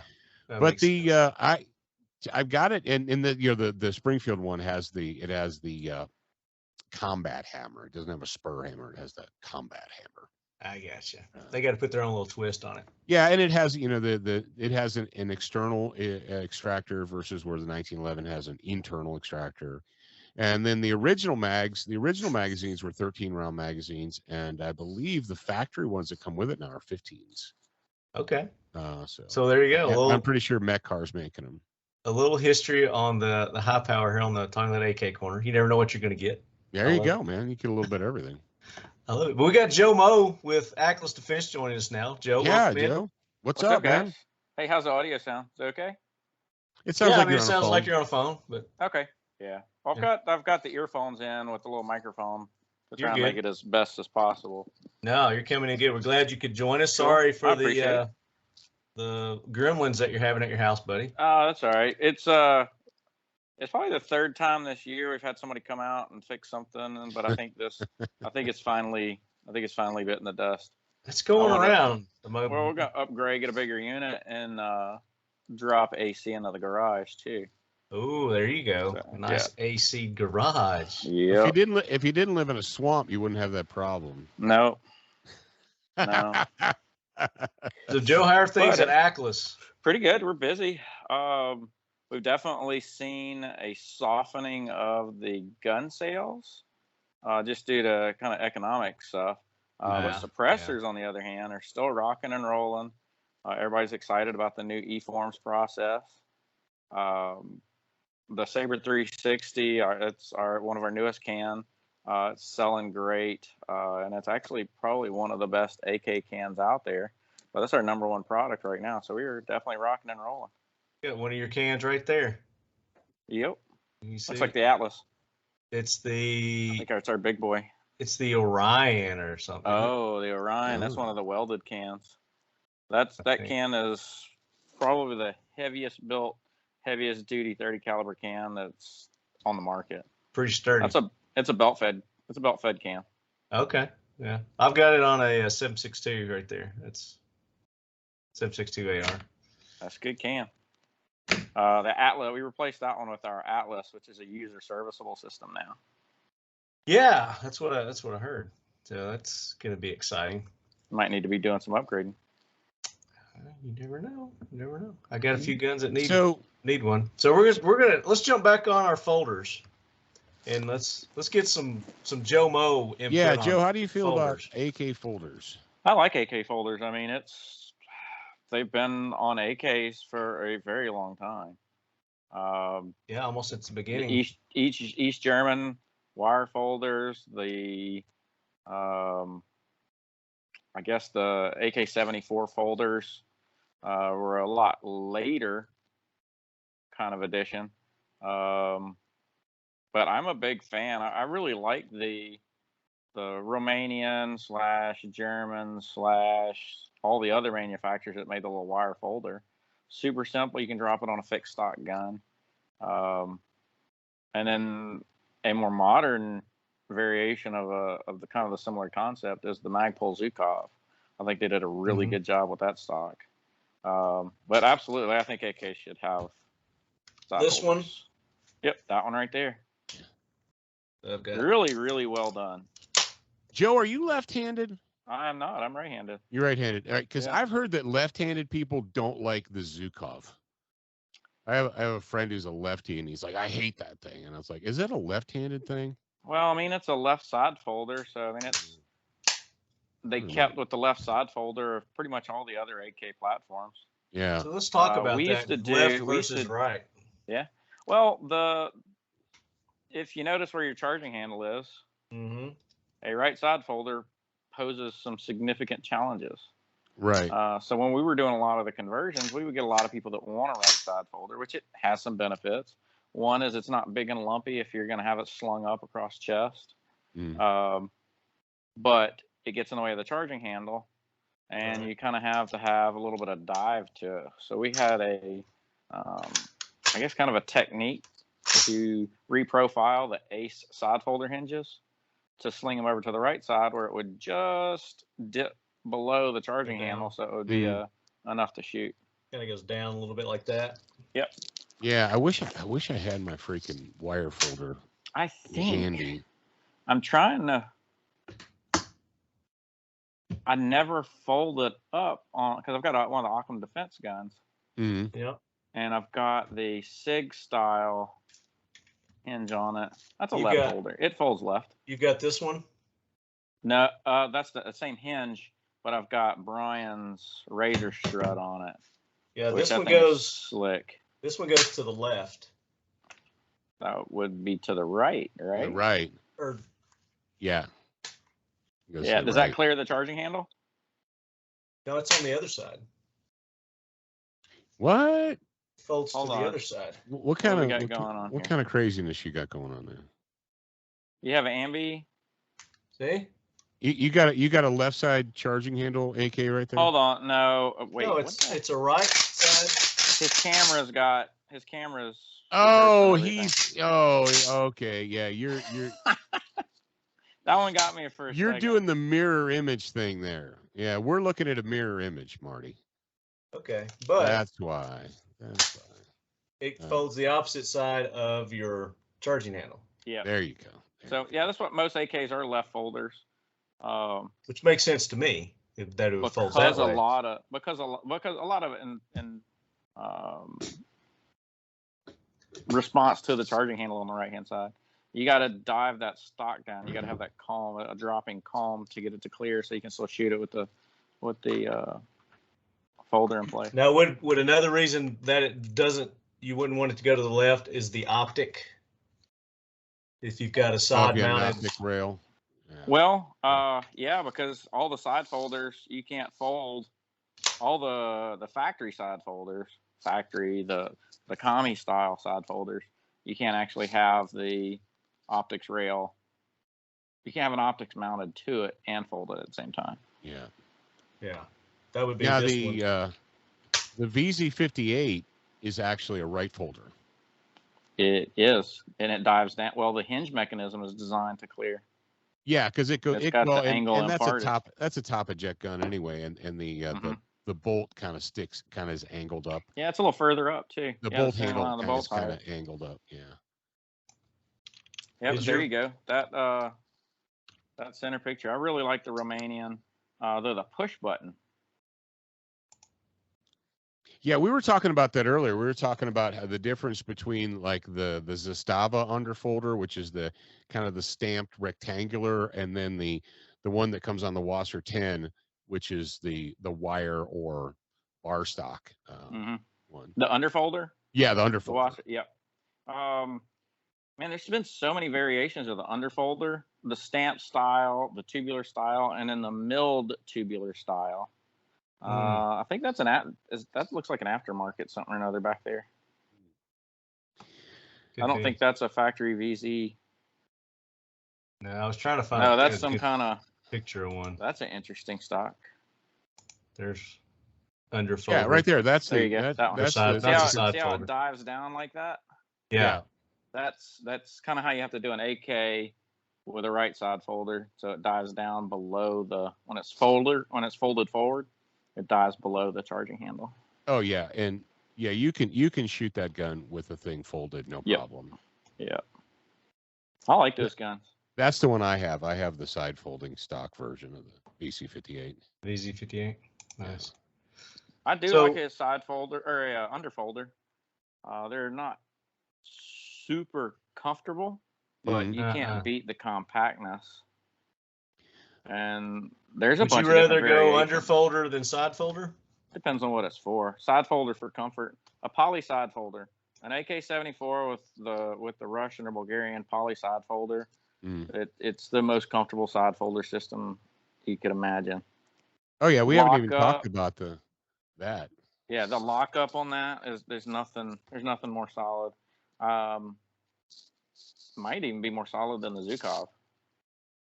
Talk about it. Let's get a little info on it. Tell us about it. Tell me what it is. I'll pull it up. Well, the AK-74. I'm not sure exactly at what point they released it or started using it, but the 74 series started coming with lots of side folder options, mostly with the Krinkov at first, and then later with the 105s and some of the other variants. The poly side folder, which is basically a full-bodied stock. It had a cleaning compartment, but it was a full stock that folded and a great folding mechanism with a little latch up front. And we used to do a lot of those conversions. And if you do one of those conversions, and it's more common with the triangle side folder, the sheet metal one, they end up calling them Khyber pass guns, especially down on the 7.62. And that comes from some videos of in the Khyber Pass region, Osama bin Laden is shooting an AK, and it's a super famous clip. But he's got one of those guns, and it was never a thing. But it was one of those Khyber Pass builds that it looks cool, it works really well. Right. So there's a wire stock there. It's a great stock setup. Now, which one has that's the Chinese bakelite system right there. Yeah, a lot of those are the bakelights. The Polytech man, those bakelite. are so pricey. You think? And Manticore is making one that looks similar, that uses the Ace style side folder, either the push button or the drop hinge one. And I use the term Ace side folder because I mean that Ace side folder hinge. Let's talk about for at least 15 years. Some of the cons in using the different styles of the folders, the under folders, the side folders, whether it goes left, whether it goes right. And supposedly there's one that's a top folder. Are you familiar with it, Joe? I have heard of it. I've never used one. I can't find it on here. I think it's mostly like the chote over shotgun style stock. Yeah. I don't think it was an actual commie variation that was used. Yeah. But for compactness, you can't beat the underfolder. For stability, you can't beat the Bulgarian side folder style. Maybe the Zukov. For simplicity, the Romanian wire side folders, the East German push button or the lever. That's the triangle side folder. Yeah. That's a great stock. I like the look of it. One of my favorite things about that is they got that hollow area, and Jim Fuller released a little bag that Velcroed in there. And first aid kits and things like that. And I think there's a couple other people that are doing something similar to that. Yeah, I got one right here, a little bag. You can. Is that one of the Fullers? Is that I think Brian was doing something similar too, wasn't he? This is Brian. I don't know if Brian made this one or if he got it from somebody, but I got this from Occam. But it just put a little Velcro on the top right there, and then it just Velcros on. So those stocks, the Bulgarian and the Russian, Bulgarians will have the 5.5 millimeter hinge pin. The Russians, wait, is that correct? I got that backwards. Russian has the 5.5 millimeter hinge pin. The Bulgarians have the 4.5 millimeter. So you can convert Bulgarians to Bulgarians and Russians to Russians, but you can't go the other way. Yeah, very similar to that, but this had Velcro on the top and bottom that it would fit inside. Does that one have a Velcro strap on the bottom too? I think so. It's got one definitely on top, and then it's got so the close. The one that Fuller did actually would fit inside the little U-shaped grooves of the triangle side folding. Gotcha. And it fit in real clean, real tight. Yeah. See how it's kind of a little bit pie shaped? Mm-hmm. I say Rifle Dynamics one. It's a whole different ball game now. Yeah.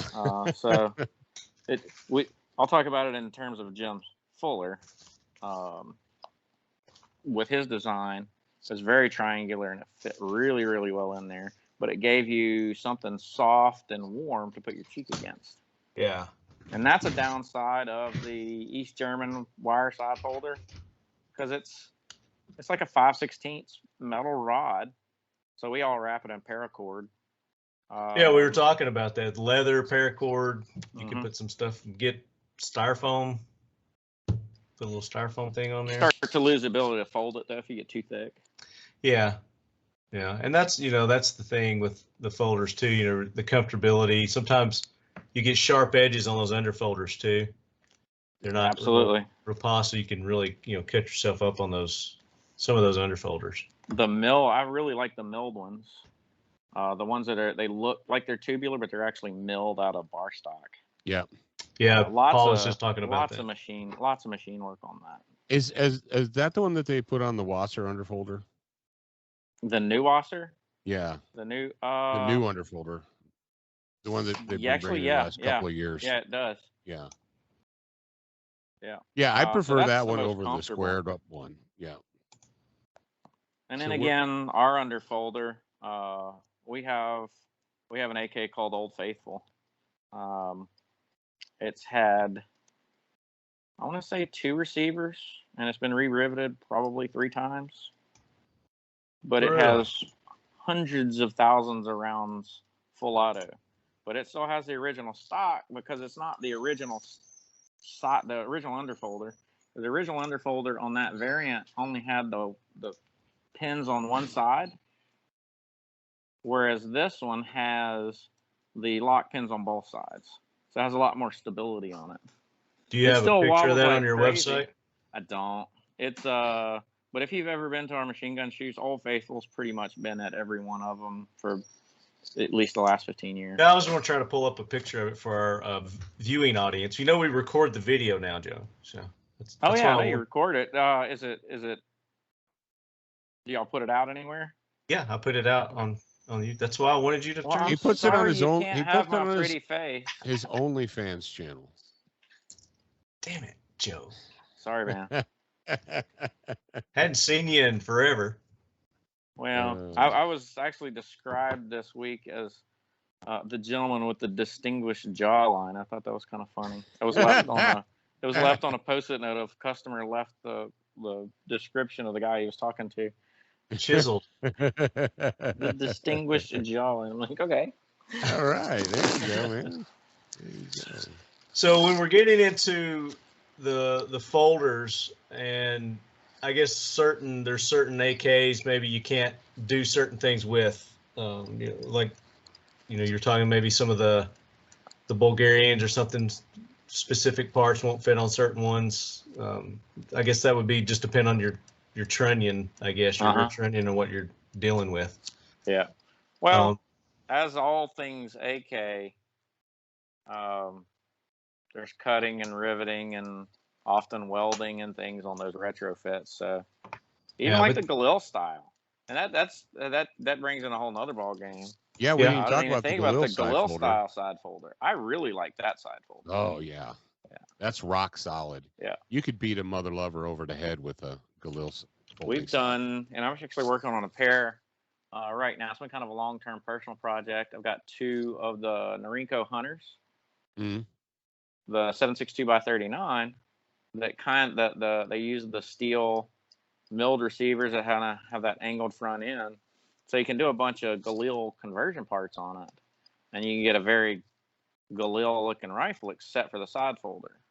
Yeah, the side folder you have to whack the back of the milled receiver off and then weld the Galil receiver in. So I've got 2 that's in the works right now that the back of the receivers are whacked off and in the process of getting fitted for a Galil side folder. Is this what you're talking about here? I had a screen went down. Screen went dark. Yep, that's it.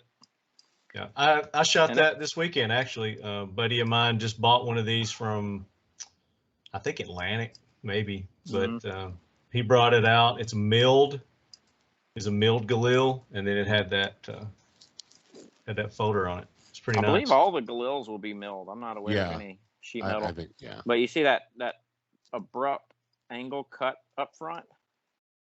Right here? And up front of the receiver. Up to the front on the receiver. Towards the front of the gun. This right here? I feel like I'm talking with Zach.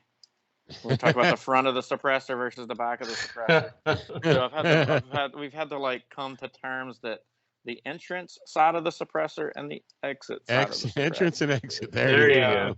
There's no mistaking that. So the front of the gun up there, that angle, it gets a lot of weight out of it. So the Galil milled guns and the Norinco Hunters, they have that same cut. I don't know if they cloned it or just saw it or how, but those Norinco Hunters have a very similar shape. And in the back where the stock is, it's actually a round hole that takes a receptacle of a male round key, and then it pins in from the side with like a big roll pin. Yeah. It's a solid stock. And this is a picture of what you're talking about, how it angles down a little bit so you can operate the charging handle. There you go. Yep. Yeah. Well, the charging handle sticks straight up on a Galil. Yeah, but on the AK. Oh, okay. Yeah. Joe, did you ever get your hands on the? Remember when Century was bringing in the Golani, what they were calling a Golani Sporter? Yeah, which is I've had several of those. I actually just had one, and I wish I hadn't. I traded it. I up-traded fairly significantly, but I still regret letting it go. But I just had a really, really nice one. Have you ever seen or gotten your hands on a South African version? When the ones they're calling the Vector? Can't say that I have. Yeah, well, because that's the South Africans. They replaced the R1 with the Vector R4. They licensed it from the Israelis, and when they decided to go 5.56, that's how they went 5.56, was by creating basically a South African Galil. I hadn't seen that one. Yeah, looks the same. Is that one right there? Yeah, they're in, and they went to is that a Vector R4 Vector that you got up there? If you type R4 Vector, they'll come up. Yeah, the South Africans. Yeah, the South Africans actually came up. They had a 50-round magazine to go with theirs, because I guess in their minds the 35-round wasn't enough. Is that it? Yeah. Yeah. Yeah, if you put in Vector R4 VEK, Tor R4 South Africa. Yeah. VEK Vector R4 South African, and then they've got the same. Basically, it's a South African Galil is what it is. They just made it under license from IMI. South Africa. Yeah, and they got that big ass 50-round freaking magazine sticking out of that thing. I don't like the charging handle on it at all. Oh, the charging handles. I like it because you can go over the top. Yeah, you just come over the top with your left hand. Yeah, that's what I didn't like about it, because I wasn't used to that. Oh. Because I was going under like an AK, and I was like, oh. You can still hit it going from under. Yeah, you can come under too. Yeah, but it's just not as easy. It's a little different. We used to do a lot of conversions. The Galil, that was one of the options on AKs. The Galil style upswept. Yeah, and it's got that the unique double-sided safety where you can sweep it down like an AK, but on the other side it has the thumb paddle. Yeah, we've done a lot of those conversions too. And when I run one of those, what I find is I'll take it off with my fingers, and then I'll put it back on with my thumb. Yep. That's what I do. And of course, it acts as a dust cover too. I do the same thing. Yeah, when it's like my fingers are kind of on the shorter side. Yeah. So that's working on AK. For our listeners that are looking for a good folding solution, do you recommend the underfolder or side folder that they should go with? Well, if it ain't already an underfolder, then you're going to have some conversion time and machining and things. There's lots of side folder options. Oh yeah. So if you've got like a Draco that you want to SBR or something like that, it's going to have a flat back receiver trunnion.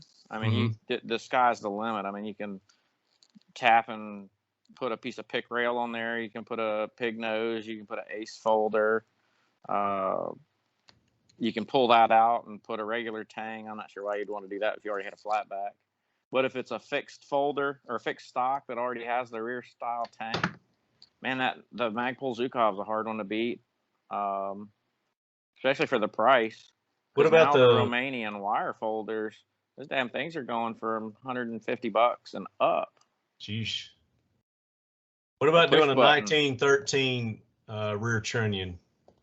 Absolutely. But again, that requires a trunnion swap. If you already have a flat trunnion, just a piece of 1913 pick rail, it's not going to be quite as solid as a full trunnion, like something like Brian makes.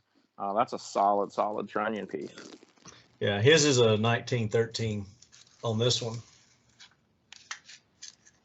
so I could change those out pretty easily. Yeah, but for an underfolder conversion,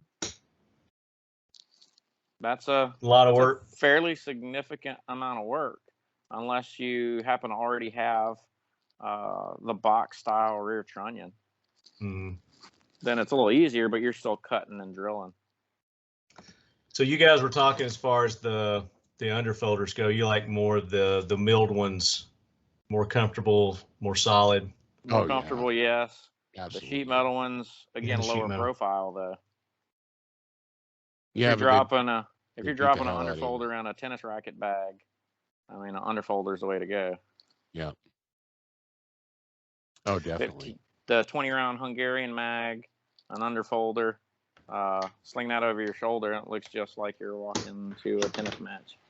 Yeah. How does it affect accuracy using like an underfolder or one of those wire stocks versus just a full size regular stock? Everything's a sacrifice. Yeah. Well, let's be realistic. You know, most people with shooting an AK, and they're like, how far is it actually? What are you planning on doing with it? Yeah. Are you gonna shoot prairie dogs in Wyoming at 187 yards, or a gun like that is gonna do all that. I'm gonna do all those things. It's a sledgehammer. Okay, that's what it is. It's a power tool. An AK is a power tool. Power. So, but I've shot 100-yard steel silhouettes with an underfolder, with iron sights. I mean, it can be done. Yeah, they always have slop, but you just kind of pull in and push up on the pistol grip, and it loads the stock, so you don't get any wobble or wiggle, and you still get good, solid, accurate shots. So if you had your preference, you had your preference of side versus under versus, I don't know, can you do telescoping? Those, what are those that go real compact? The like little PDW? Yeah, like those little PDW stocks. I've never seen one, but I don't know why you couldn't. Oh, that would be an abortion. Oh my gosh. Look at Paul. He's going nuts now. Like it's on the AP5? Like that? Yeah. Oh, that would be an abortion. Or like the I hate to say it, the honey badger. Yeah. Oh yeah. No, I mean, it's the name of that company that makes those. Maxim Defense. Yeah. Yeah, they make that. That's a real nice. That's for ARs. I mean, it's developed for. But you got these adapters where you can put AR stocks on AKs now. I was just gonna say that's the worst. That's the worst thing ever. Oh, it's just terrible. It's just the worst thing ever. They end up being too low.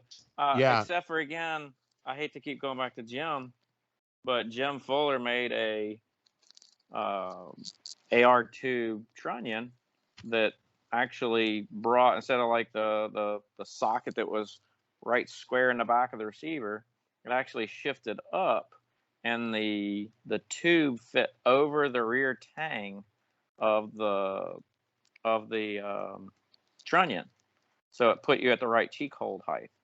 It was still terrible. Nice. I mean, that's one of my pet peeves is putting an AR buffer tube on an AK. We all lived through that.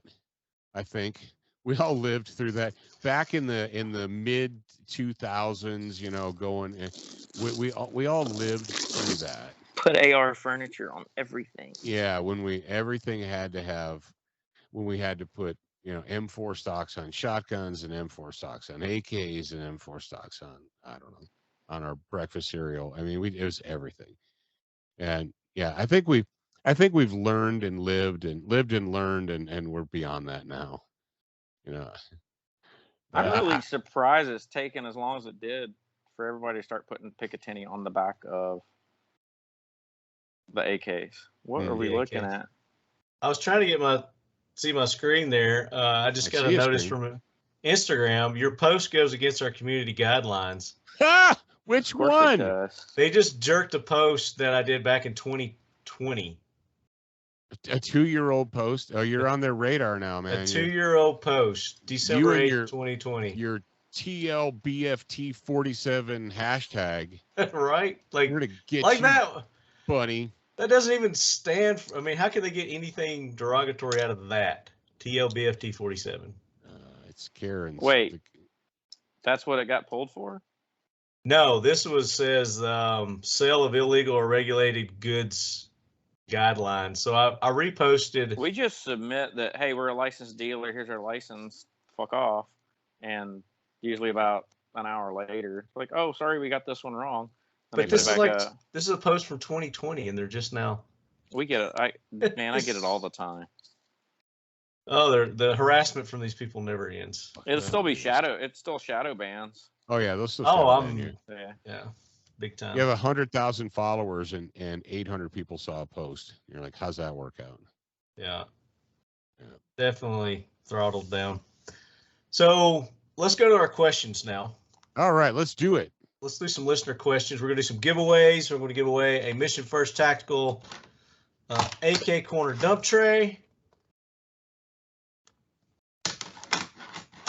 We're going to give away some Seal 1, a nice packet of Seal 1, their complete gun care kit, specifically for your AK. You'll have the patches in there for your AK.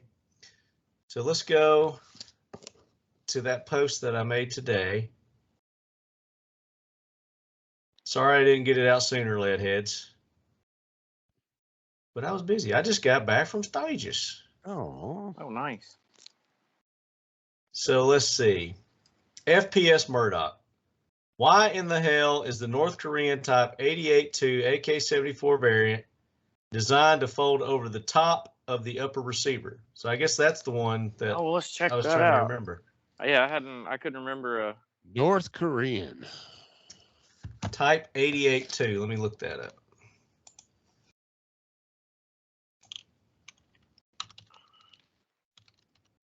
I bet you it's to fit in some.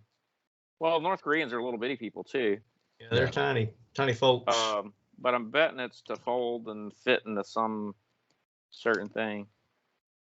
The Type 88, isn't that the one that has the little rotary magazine that looks like it looks like a Call of Duty thing or something. Like a P50. Well, it looks like the Calico. Yeah. The helical magazine, that's what it is. This one. This thing. Yes. Yeah. Those are supposed to be really, really cool. And they actually are supposedly work. I've never seen one in person or held one, but it seems like a pretty cool concept. So that is exactly why it folds over the top and not the bottom, is because that big ass magazine's in the way. Yep. So there's your answer to that one. How many rounds does that hold? 150. There's some of them. Yeah, there's some of them that hold. Wow. Well over 100, but I think there's a 75 or a 66 or 60, some odd number like that. Yeah. That weighs more than that guy loaded. Oh yeah, that's the thing, is like that's some serious weight that's guy's carrying right there. And you know, that not to be like a snob, but that's retarded. That's just that on a battle rifle. That's just retarded. And if they were going to put a bipod on that in a good solid stock and use it as a squad automatic weapon, then I would say rock on. I don't know if that is that detachable? removable. Yeah, how Doesn't do you look like rock it. and lock that in there? Or does it It looks like it interface does. It looks different? like it has a. I don't know because yeah, you know. You can't rock and lock it the direction. No, you would can't need to rock it a and lock normal it. way. It would have to Yeah. be basically the opposite. It would have to come in from under and then come up. It looks like it would lock in here and then it swings up to the front and Yeah, like it would flips lock on in there. from the rear. But I don't know how you would get the hook, that front nose hook in, see if there's a video. and have it in front of that trigger guard. yeah, I don't know. That's one of those Grail kit pieces, like the Russian AK-12s, Mm. where there may be one or two in the country, but it's one of those vaporware things. Does it really exist? Yeah, So I have been seeing a couple here and there of the AK-12s. Looks like most of them are hodgepodge builds that don't have the reciprocating barrel. Can't But really I bet- find a good video or anything of it on here. So nah. And Yeah, that's being one of North those- Korea, and it may not actually. Yeah, function. It may just be that a could hollow be thing. polymer. That could just be a big plastic cylinder that they that's where they slapped on put their there. raincoat in. And they just dump 150 rounds of ammo in there to top off the banana mags. Yeah, It could be what it is. yeah, That's the parachute. Yeah, it could be fake, and they're faking everybody out. Okay, next question. P-Man. Yeah, next question. I want to know all about the dongs. Let's hear it, boys. Do you like a good dong? Are you afraid to admit it? What do you prefer, a regular dong or a reverse dong? Well, again, that's going to go to what kind of stock you have. If you got an underfolder, you got to have a reverse dong. No getting around that one. So it'll fit. Yeah. Yeah. How does a good dong feel in your hand? Okay, does caressing. Okay, enough, P-Man. Austin Whalen, with a shovel handle as your stock, should your bayonet be the shovel head? I would have to agree with that. Yes. Sure, why not? I actually just saw. Curtains match the carpet. I just saw a picture the other day where someone had slipped a 4-prong pitchfork over the front of a gun. I've seen that one too. For their bayonet. Yeah. Yeah, but that shovel handle stock AK, man, that picture's been floating around for years. Oh yeah. Oh, we got a listener that just submitted one for the contest that he did one? himself. Yeah, he did one himself. The shovel handle. Yeah. Yeah, I'll pull it up in a minute. Well, there you go. So is that going to be counted as a brace band part? I mean, it is a. Is that a secondary? Is that a secondary grip or is it a stock? Does it increase the rear surface area for shouldering? Things to ask, right? No, never. I'm not asking anything. I'm all done the asking for ATF. permission. I'm all done asking for permission. You know some dumbass to will. live my life. AKM Archer, also for Brian, which Brian isn't here. Okay. But let's answer it for him. If I order some of that awesome new wood mods, which he's got some wood inlay for his stocks now, and then he's got some rail attachments. The rail cut. I like the rail cover. The little M-lock things. That's pretty cool. Yeah. Some new wood mods for the Occam. What are the chances of getting y'all to trench art it up for me before shipping? Well, I'm going to tell you it's going to be 0 because he doesn't have time to do that. Yeah. He didn't have time to wipe his nose. Just an FYI for Joe, I'm slathering all of my firearms up at the moment with a sweet-smelling ballistol. Ugh. So you hate that, don't you? Yeah. I don't know if Paul knows, but I have a huge, huge dislike of ballistol. It's not allowed in the shop. I don't use it. I can't handle the smell. It smells like a rusty, wet dog. I think we've talked about preference on the side versus the underfolder. I prefer the side folder. I do too. Unless I got to stick it somewhere, and you cannot get a more compact package than an underfolder. No, if you, I can tell you from personal experience, if you need to crate them up, if you need to crate up a whole bunch of guns, when you're crating them, and you stop and you're like, why aren't all guns like this? That's what you say.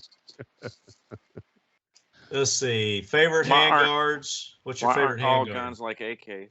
Yeah. What's your favorite handguard? handguard? Yeah. Whatever the ones come on it. I like the factory Bulgarian polymer, or the wood blood groove front end. Are you driving? Me? No. It sounded like I heard a turn-in blinker. No, that's the ceiling fan. Oh, I got you. We got like every fan in the house on high. I'm not gonna Move fault you for around, that, trying to dude, move because I around know this it's AC. probably hot as crap there. All right, If- our AC guys we can't get out till 3:45ish tomorrow. Damn. So, Worst time of the year too for it to go out.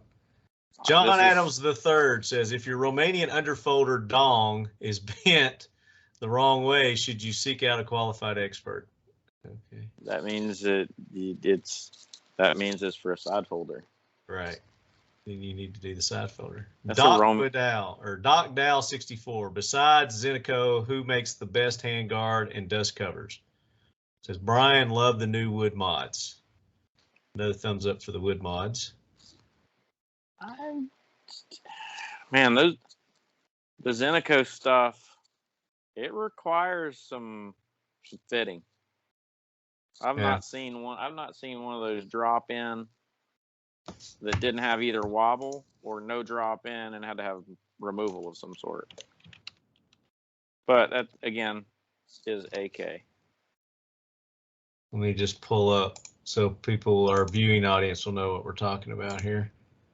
Zenico makes all kinds of weird stuff. So is this like Zenico stuff here? That rear stock looks ish, but all the Zenico stuff starting to get stopped in port because of the trade sanctions. From Russia with love. Yeah, It ain't gonna be from Russia anymore, will it? Yeah, Visit that's our Russian online that's store. very Zentico front end right there. Let's see what they got. They're making me go to the Russian page. I'll probably get spammed or something here. You guys could be put on a list. So looks like they're doing an optic maybe there. Looks like he's got some coaxial laser or something. Here we go. Machine weapon upgrades. This may not be the same company, but it said it was. Well, Zentico had to change their model because they would ship from Russia or Poland. But now I think Customs has kind of figured out all their shipping destinations. So I think they're working on other methods of getting them in. But I haven't seen many of them. That thing right there, you see that one? This one? The Sport 4 kit. Uh-huh. If I ever see another one in my shop, I don't think I'll be able to handle it. Not easy to work with, huh? I don't know what they're supposed to fit, but it ain't any gun that's ever come in. Oh man. I tell you what, I appreciate the fact that people like to personalize stuff. Trust me, I do. But we have this psychotic desire to take things that we haven't even used and modify and change them. Look at that front brake. My advice to people is get a stock gun and actually go run 1,000 or 2,000 rounds through it in a training class. And then after you've done that, if you feel like it just has to have a modification or an upgrade, okay. But the idea that people buy stuff out of the box and they're like, well, I got to have this and this and this and this. It's like, dude, you ain't even shot that gun yet. Go out and shoot it. And something else that, it was like, it's for instance, Joe, it's the, the dedicated left-hand gun. People, they get a dedicated left-hand gun with all kinds of left-hand weird stuff. And like, that's great. So there's one of those in the world that exists. And what are you going to do if someone hands you a stock rifle? Yeah. You know, you need to be able to run a stock rifle. And if you can only run a rifle with oversized grips and oversized paddles and oversized safeties and left-handed charging handles and all kinds of crap, then you're handicapping yourself. That's like the left-hand guys that come in for left-hand bolt guns. And I just Like, dip no, my dude. head and just, you realize that that for a bolt gun, it is the most blessed thing that could ever be. Yeah.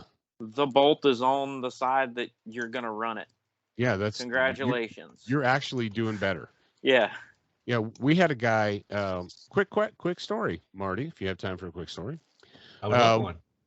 We this last weekend, we had our long range precision class up in Wyoming there, and we had a guy at the very beginning had a standard right-handed gun, right-handed bolt action gun, 6.5, all that good stuff, and he was having. He told me, he says, "Man, I'm having a hard time."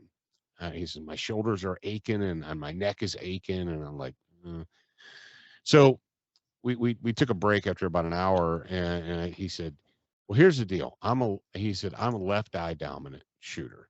He goes, "My left eye is keeps wanting to see what's going on," and I was like, "All right, you need to do one of two things. You need to either have to occlude your left eye somehow, put a patch over your shooting glasses or something." I said, "Or you're just going to shoot with your left hand." He goes, "Well, I'm right-handed." I said, "Yeah, I understand that." I said, "But your body wants to see with the left eye." And he said, "Well, I'll try that." The dude, he got down there and he did that. And pretty soon he was just so focused on, doing the correct dope and holdover and making everything happen. He told me at the end of the day, he goes, "I was just so focused on doing everything right." He goes, I was just running the thing, not even thinking about it. I said, "That's amazing." And so that guy who had never shot left-handed rifle, by the end of the second day, we had him shooting. We put him on the mile target and he hit it. Good story. Thank you for that story. So yeah, and I've known the same thing with shotguns. Like left-handed people run a standard Remington 870 or Mossberg like nobody's business. And they could reload it really fast too, because it's right there. Like you can drop load them. And I can say ghost load that sucker and do a single load real easy like that. Yeah. Oh yeah. But no, that's actually don't good have to advice. do the over the top thing. You just shove it straight in. Like, yeah, they're just like feeding it from. Good advice. Shoot your stock rifle first, and then you're gonna know what kind of accessories and things that you want to add to it. Absolutely. Just like when you buy a new house, don't go in and start changing stuff until you live in it for a minute. You waste a lot of money redesigning stuff. Glautru, Glautreu, which I don't think we ever got what that means, but he says, which country has the worst side folder design and why is it the Egyptian crutch? Which I have pulled up here now, and that just, they don't look that bad. It's terrible. Look how low it is. But it's wobbly, isn't it? Well, it's not too bad. It actually locks up pretty solid, but it's kind of flat and bladey. But it, again, that's a right side folder, so I had to swing it down out of the way of the charging handle. Yeah, that one's pretty far down right here. It's pretty angled.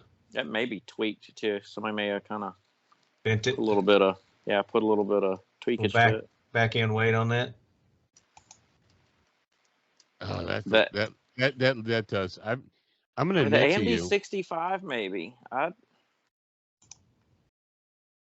think the AMD 65 folder might be a little bit more miserable. Yeah, I had an AMD 65 underfolder. That's the one that beat the crap out of my jawbone. Let's see if I can find it. This one? That one.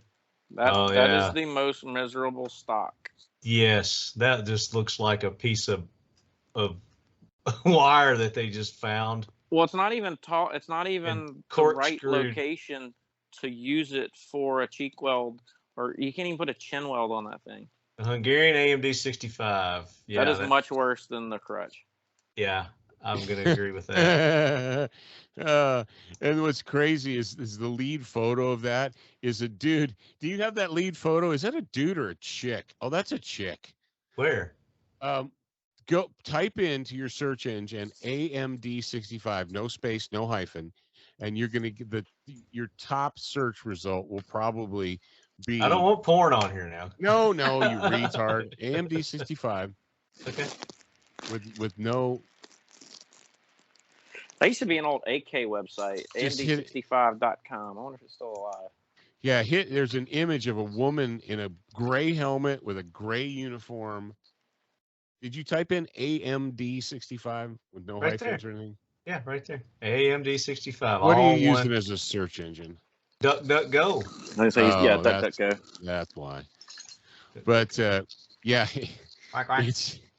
it's classic. Hey, hold this gun and let me take your picture, kind of a thing. Because she's holding, it's got a foregrip, and she's holding onto the magazine, showing it like a Gucci bag. Yeah, it's just well, your horrible. search results are always going to be related to your other history, your other search engines. Oh, so there you go. Well, this is actually a story from American Rifleman from 2021. They did a review of the FEG AMD 65.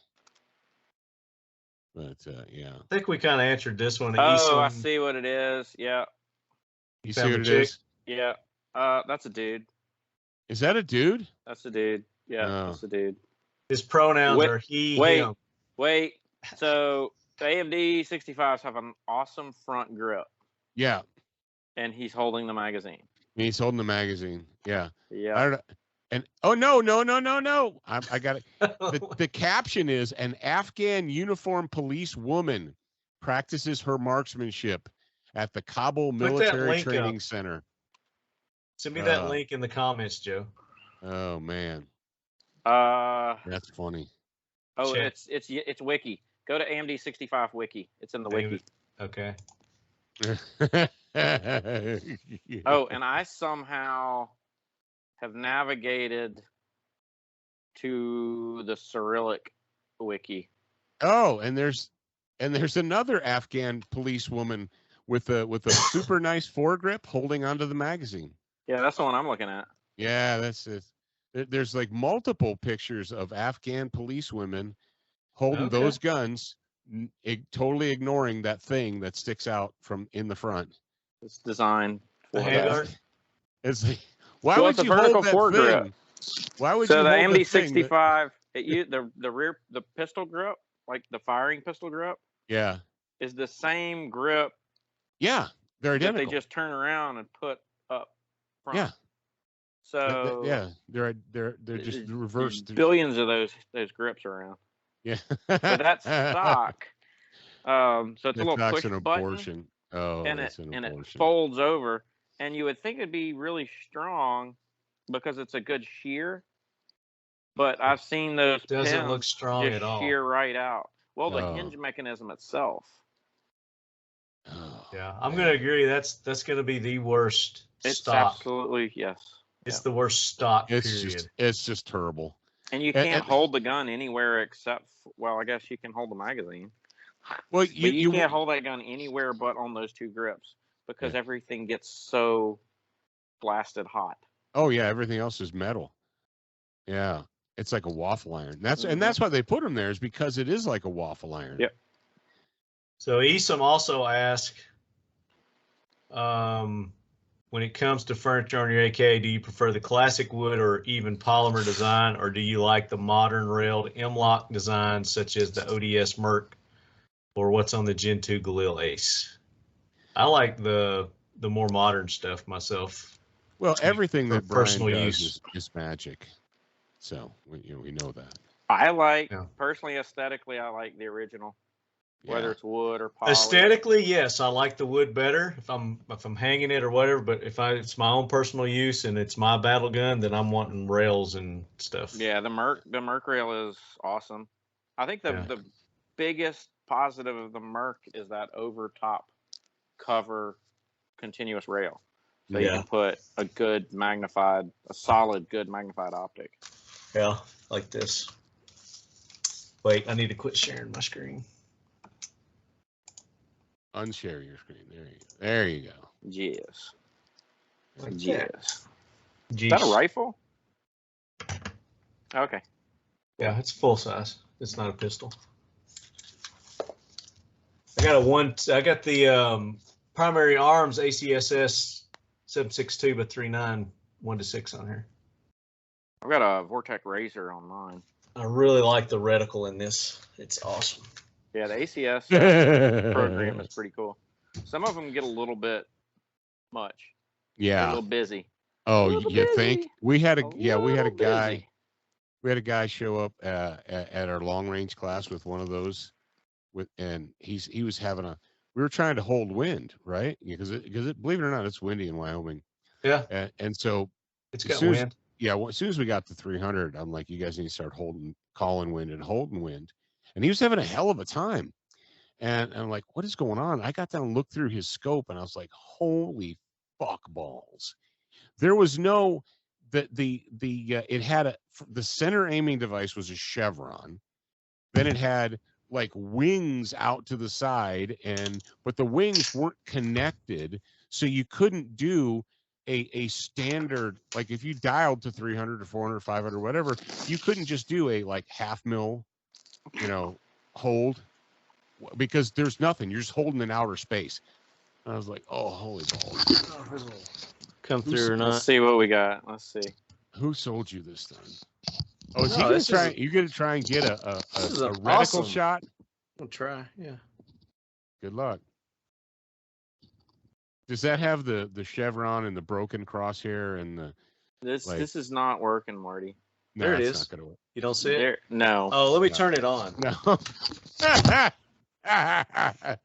me turn Hold it on. on. Let's just Google the primary. Just Google arms it. ACS. Yeah. I'm sure they do got that it. too. Yeah. Which one is that? This is the 300 blackout 7.62 by 3.9 1-6. All right. Let's see. We've got a couple with the ACSS, and they have that new Prism sight. There it is. The ACSS. See it? Yeah, it looks nothing. Was that the first focal plane one? Yeah. That's not as bad. The second focal plane with I love this optic. I think it's great. I love the chevron because it's not covering up any of your target. So I don't turn the light on either. So yeah, it's not as thick when you don't do that. But anyway, the trick with these scopes though is a lot of people buy these things and they never shoot them beyond 50 or 100 yards, and then if they go out to shoot a long range, they realize that they're very much lacking. Well, I was using their 3X Prism, and it's got the chevron. I was nailing targets at 350 with it all day. Yeah, I do like I said long Prism range, sight, Marty. It makes sense. 350 is not long range. For an AK.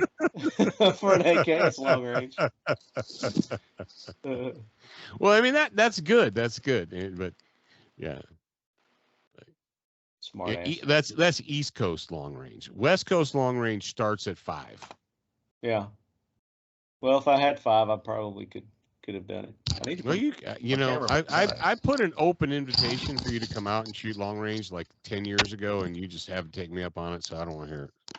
Wait, have you been out there for 10 years? No, I'm lying. I've only been out for 6. Yeah, I was like, time doesn't fly that fast. No, it's only been this was our 6th year. This year's our 6th year. Yeah. Here's another question. Let's see if you guys can answer this one. It's also from Gla True.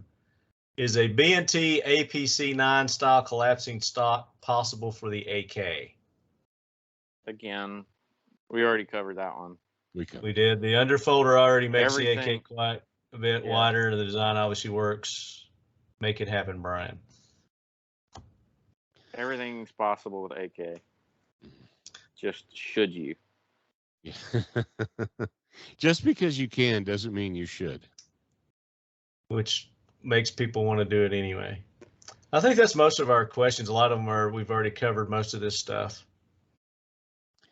As far as, is there anything else you guys would like to add to the folders or the furniture in general, just AK furniture in general? Anything new and exciting you've seen out there? Unless it's a Dragunov, it should not have a Dragunov stock. That's a good point.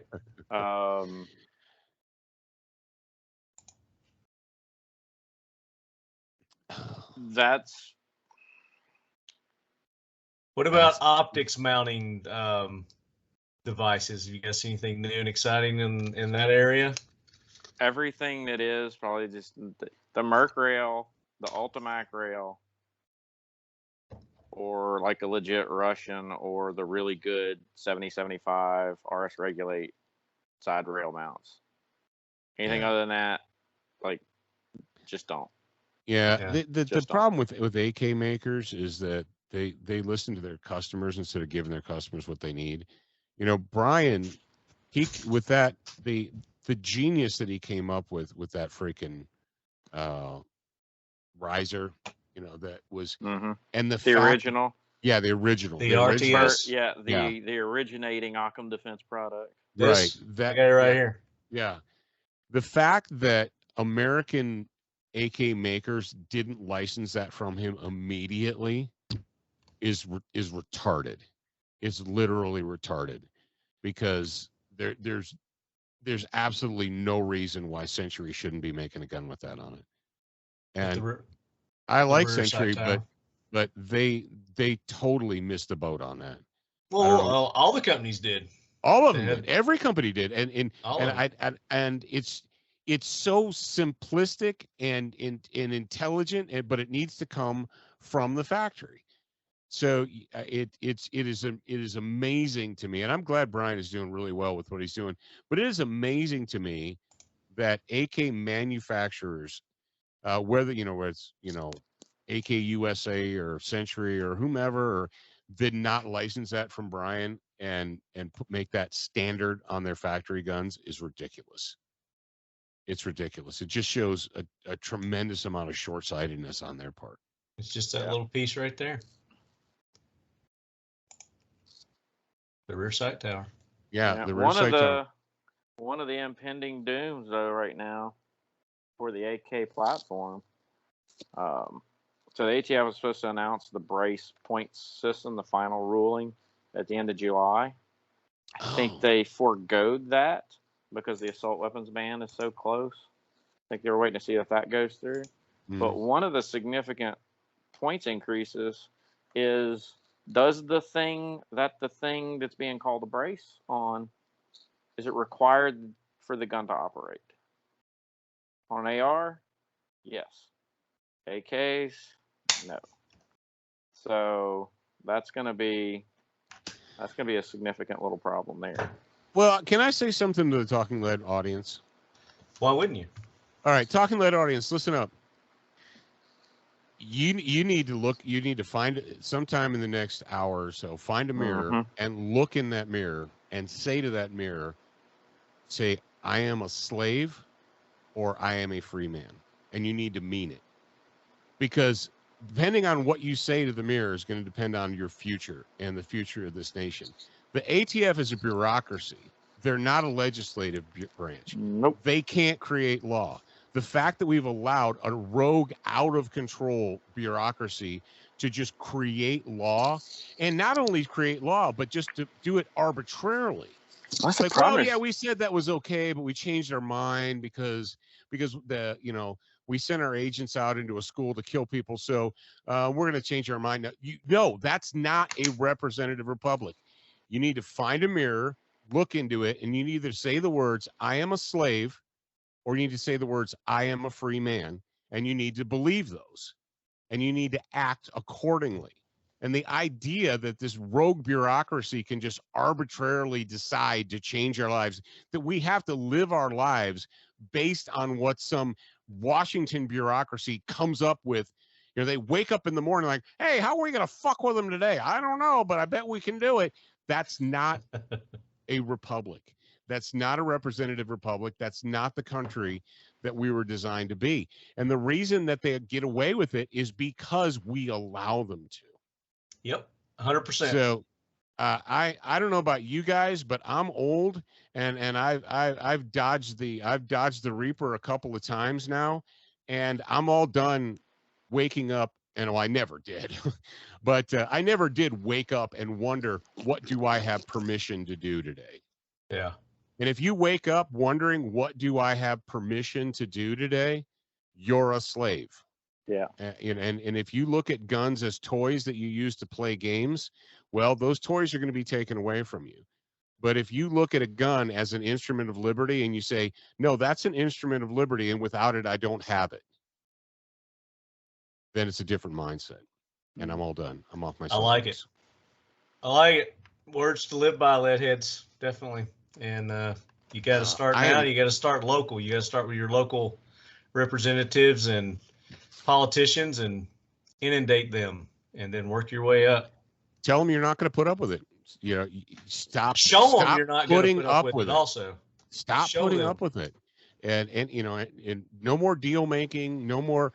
You know, no more. Well, we'll take this for this. No more deals. No compromises. No more compromises. Can't have it.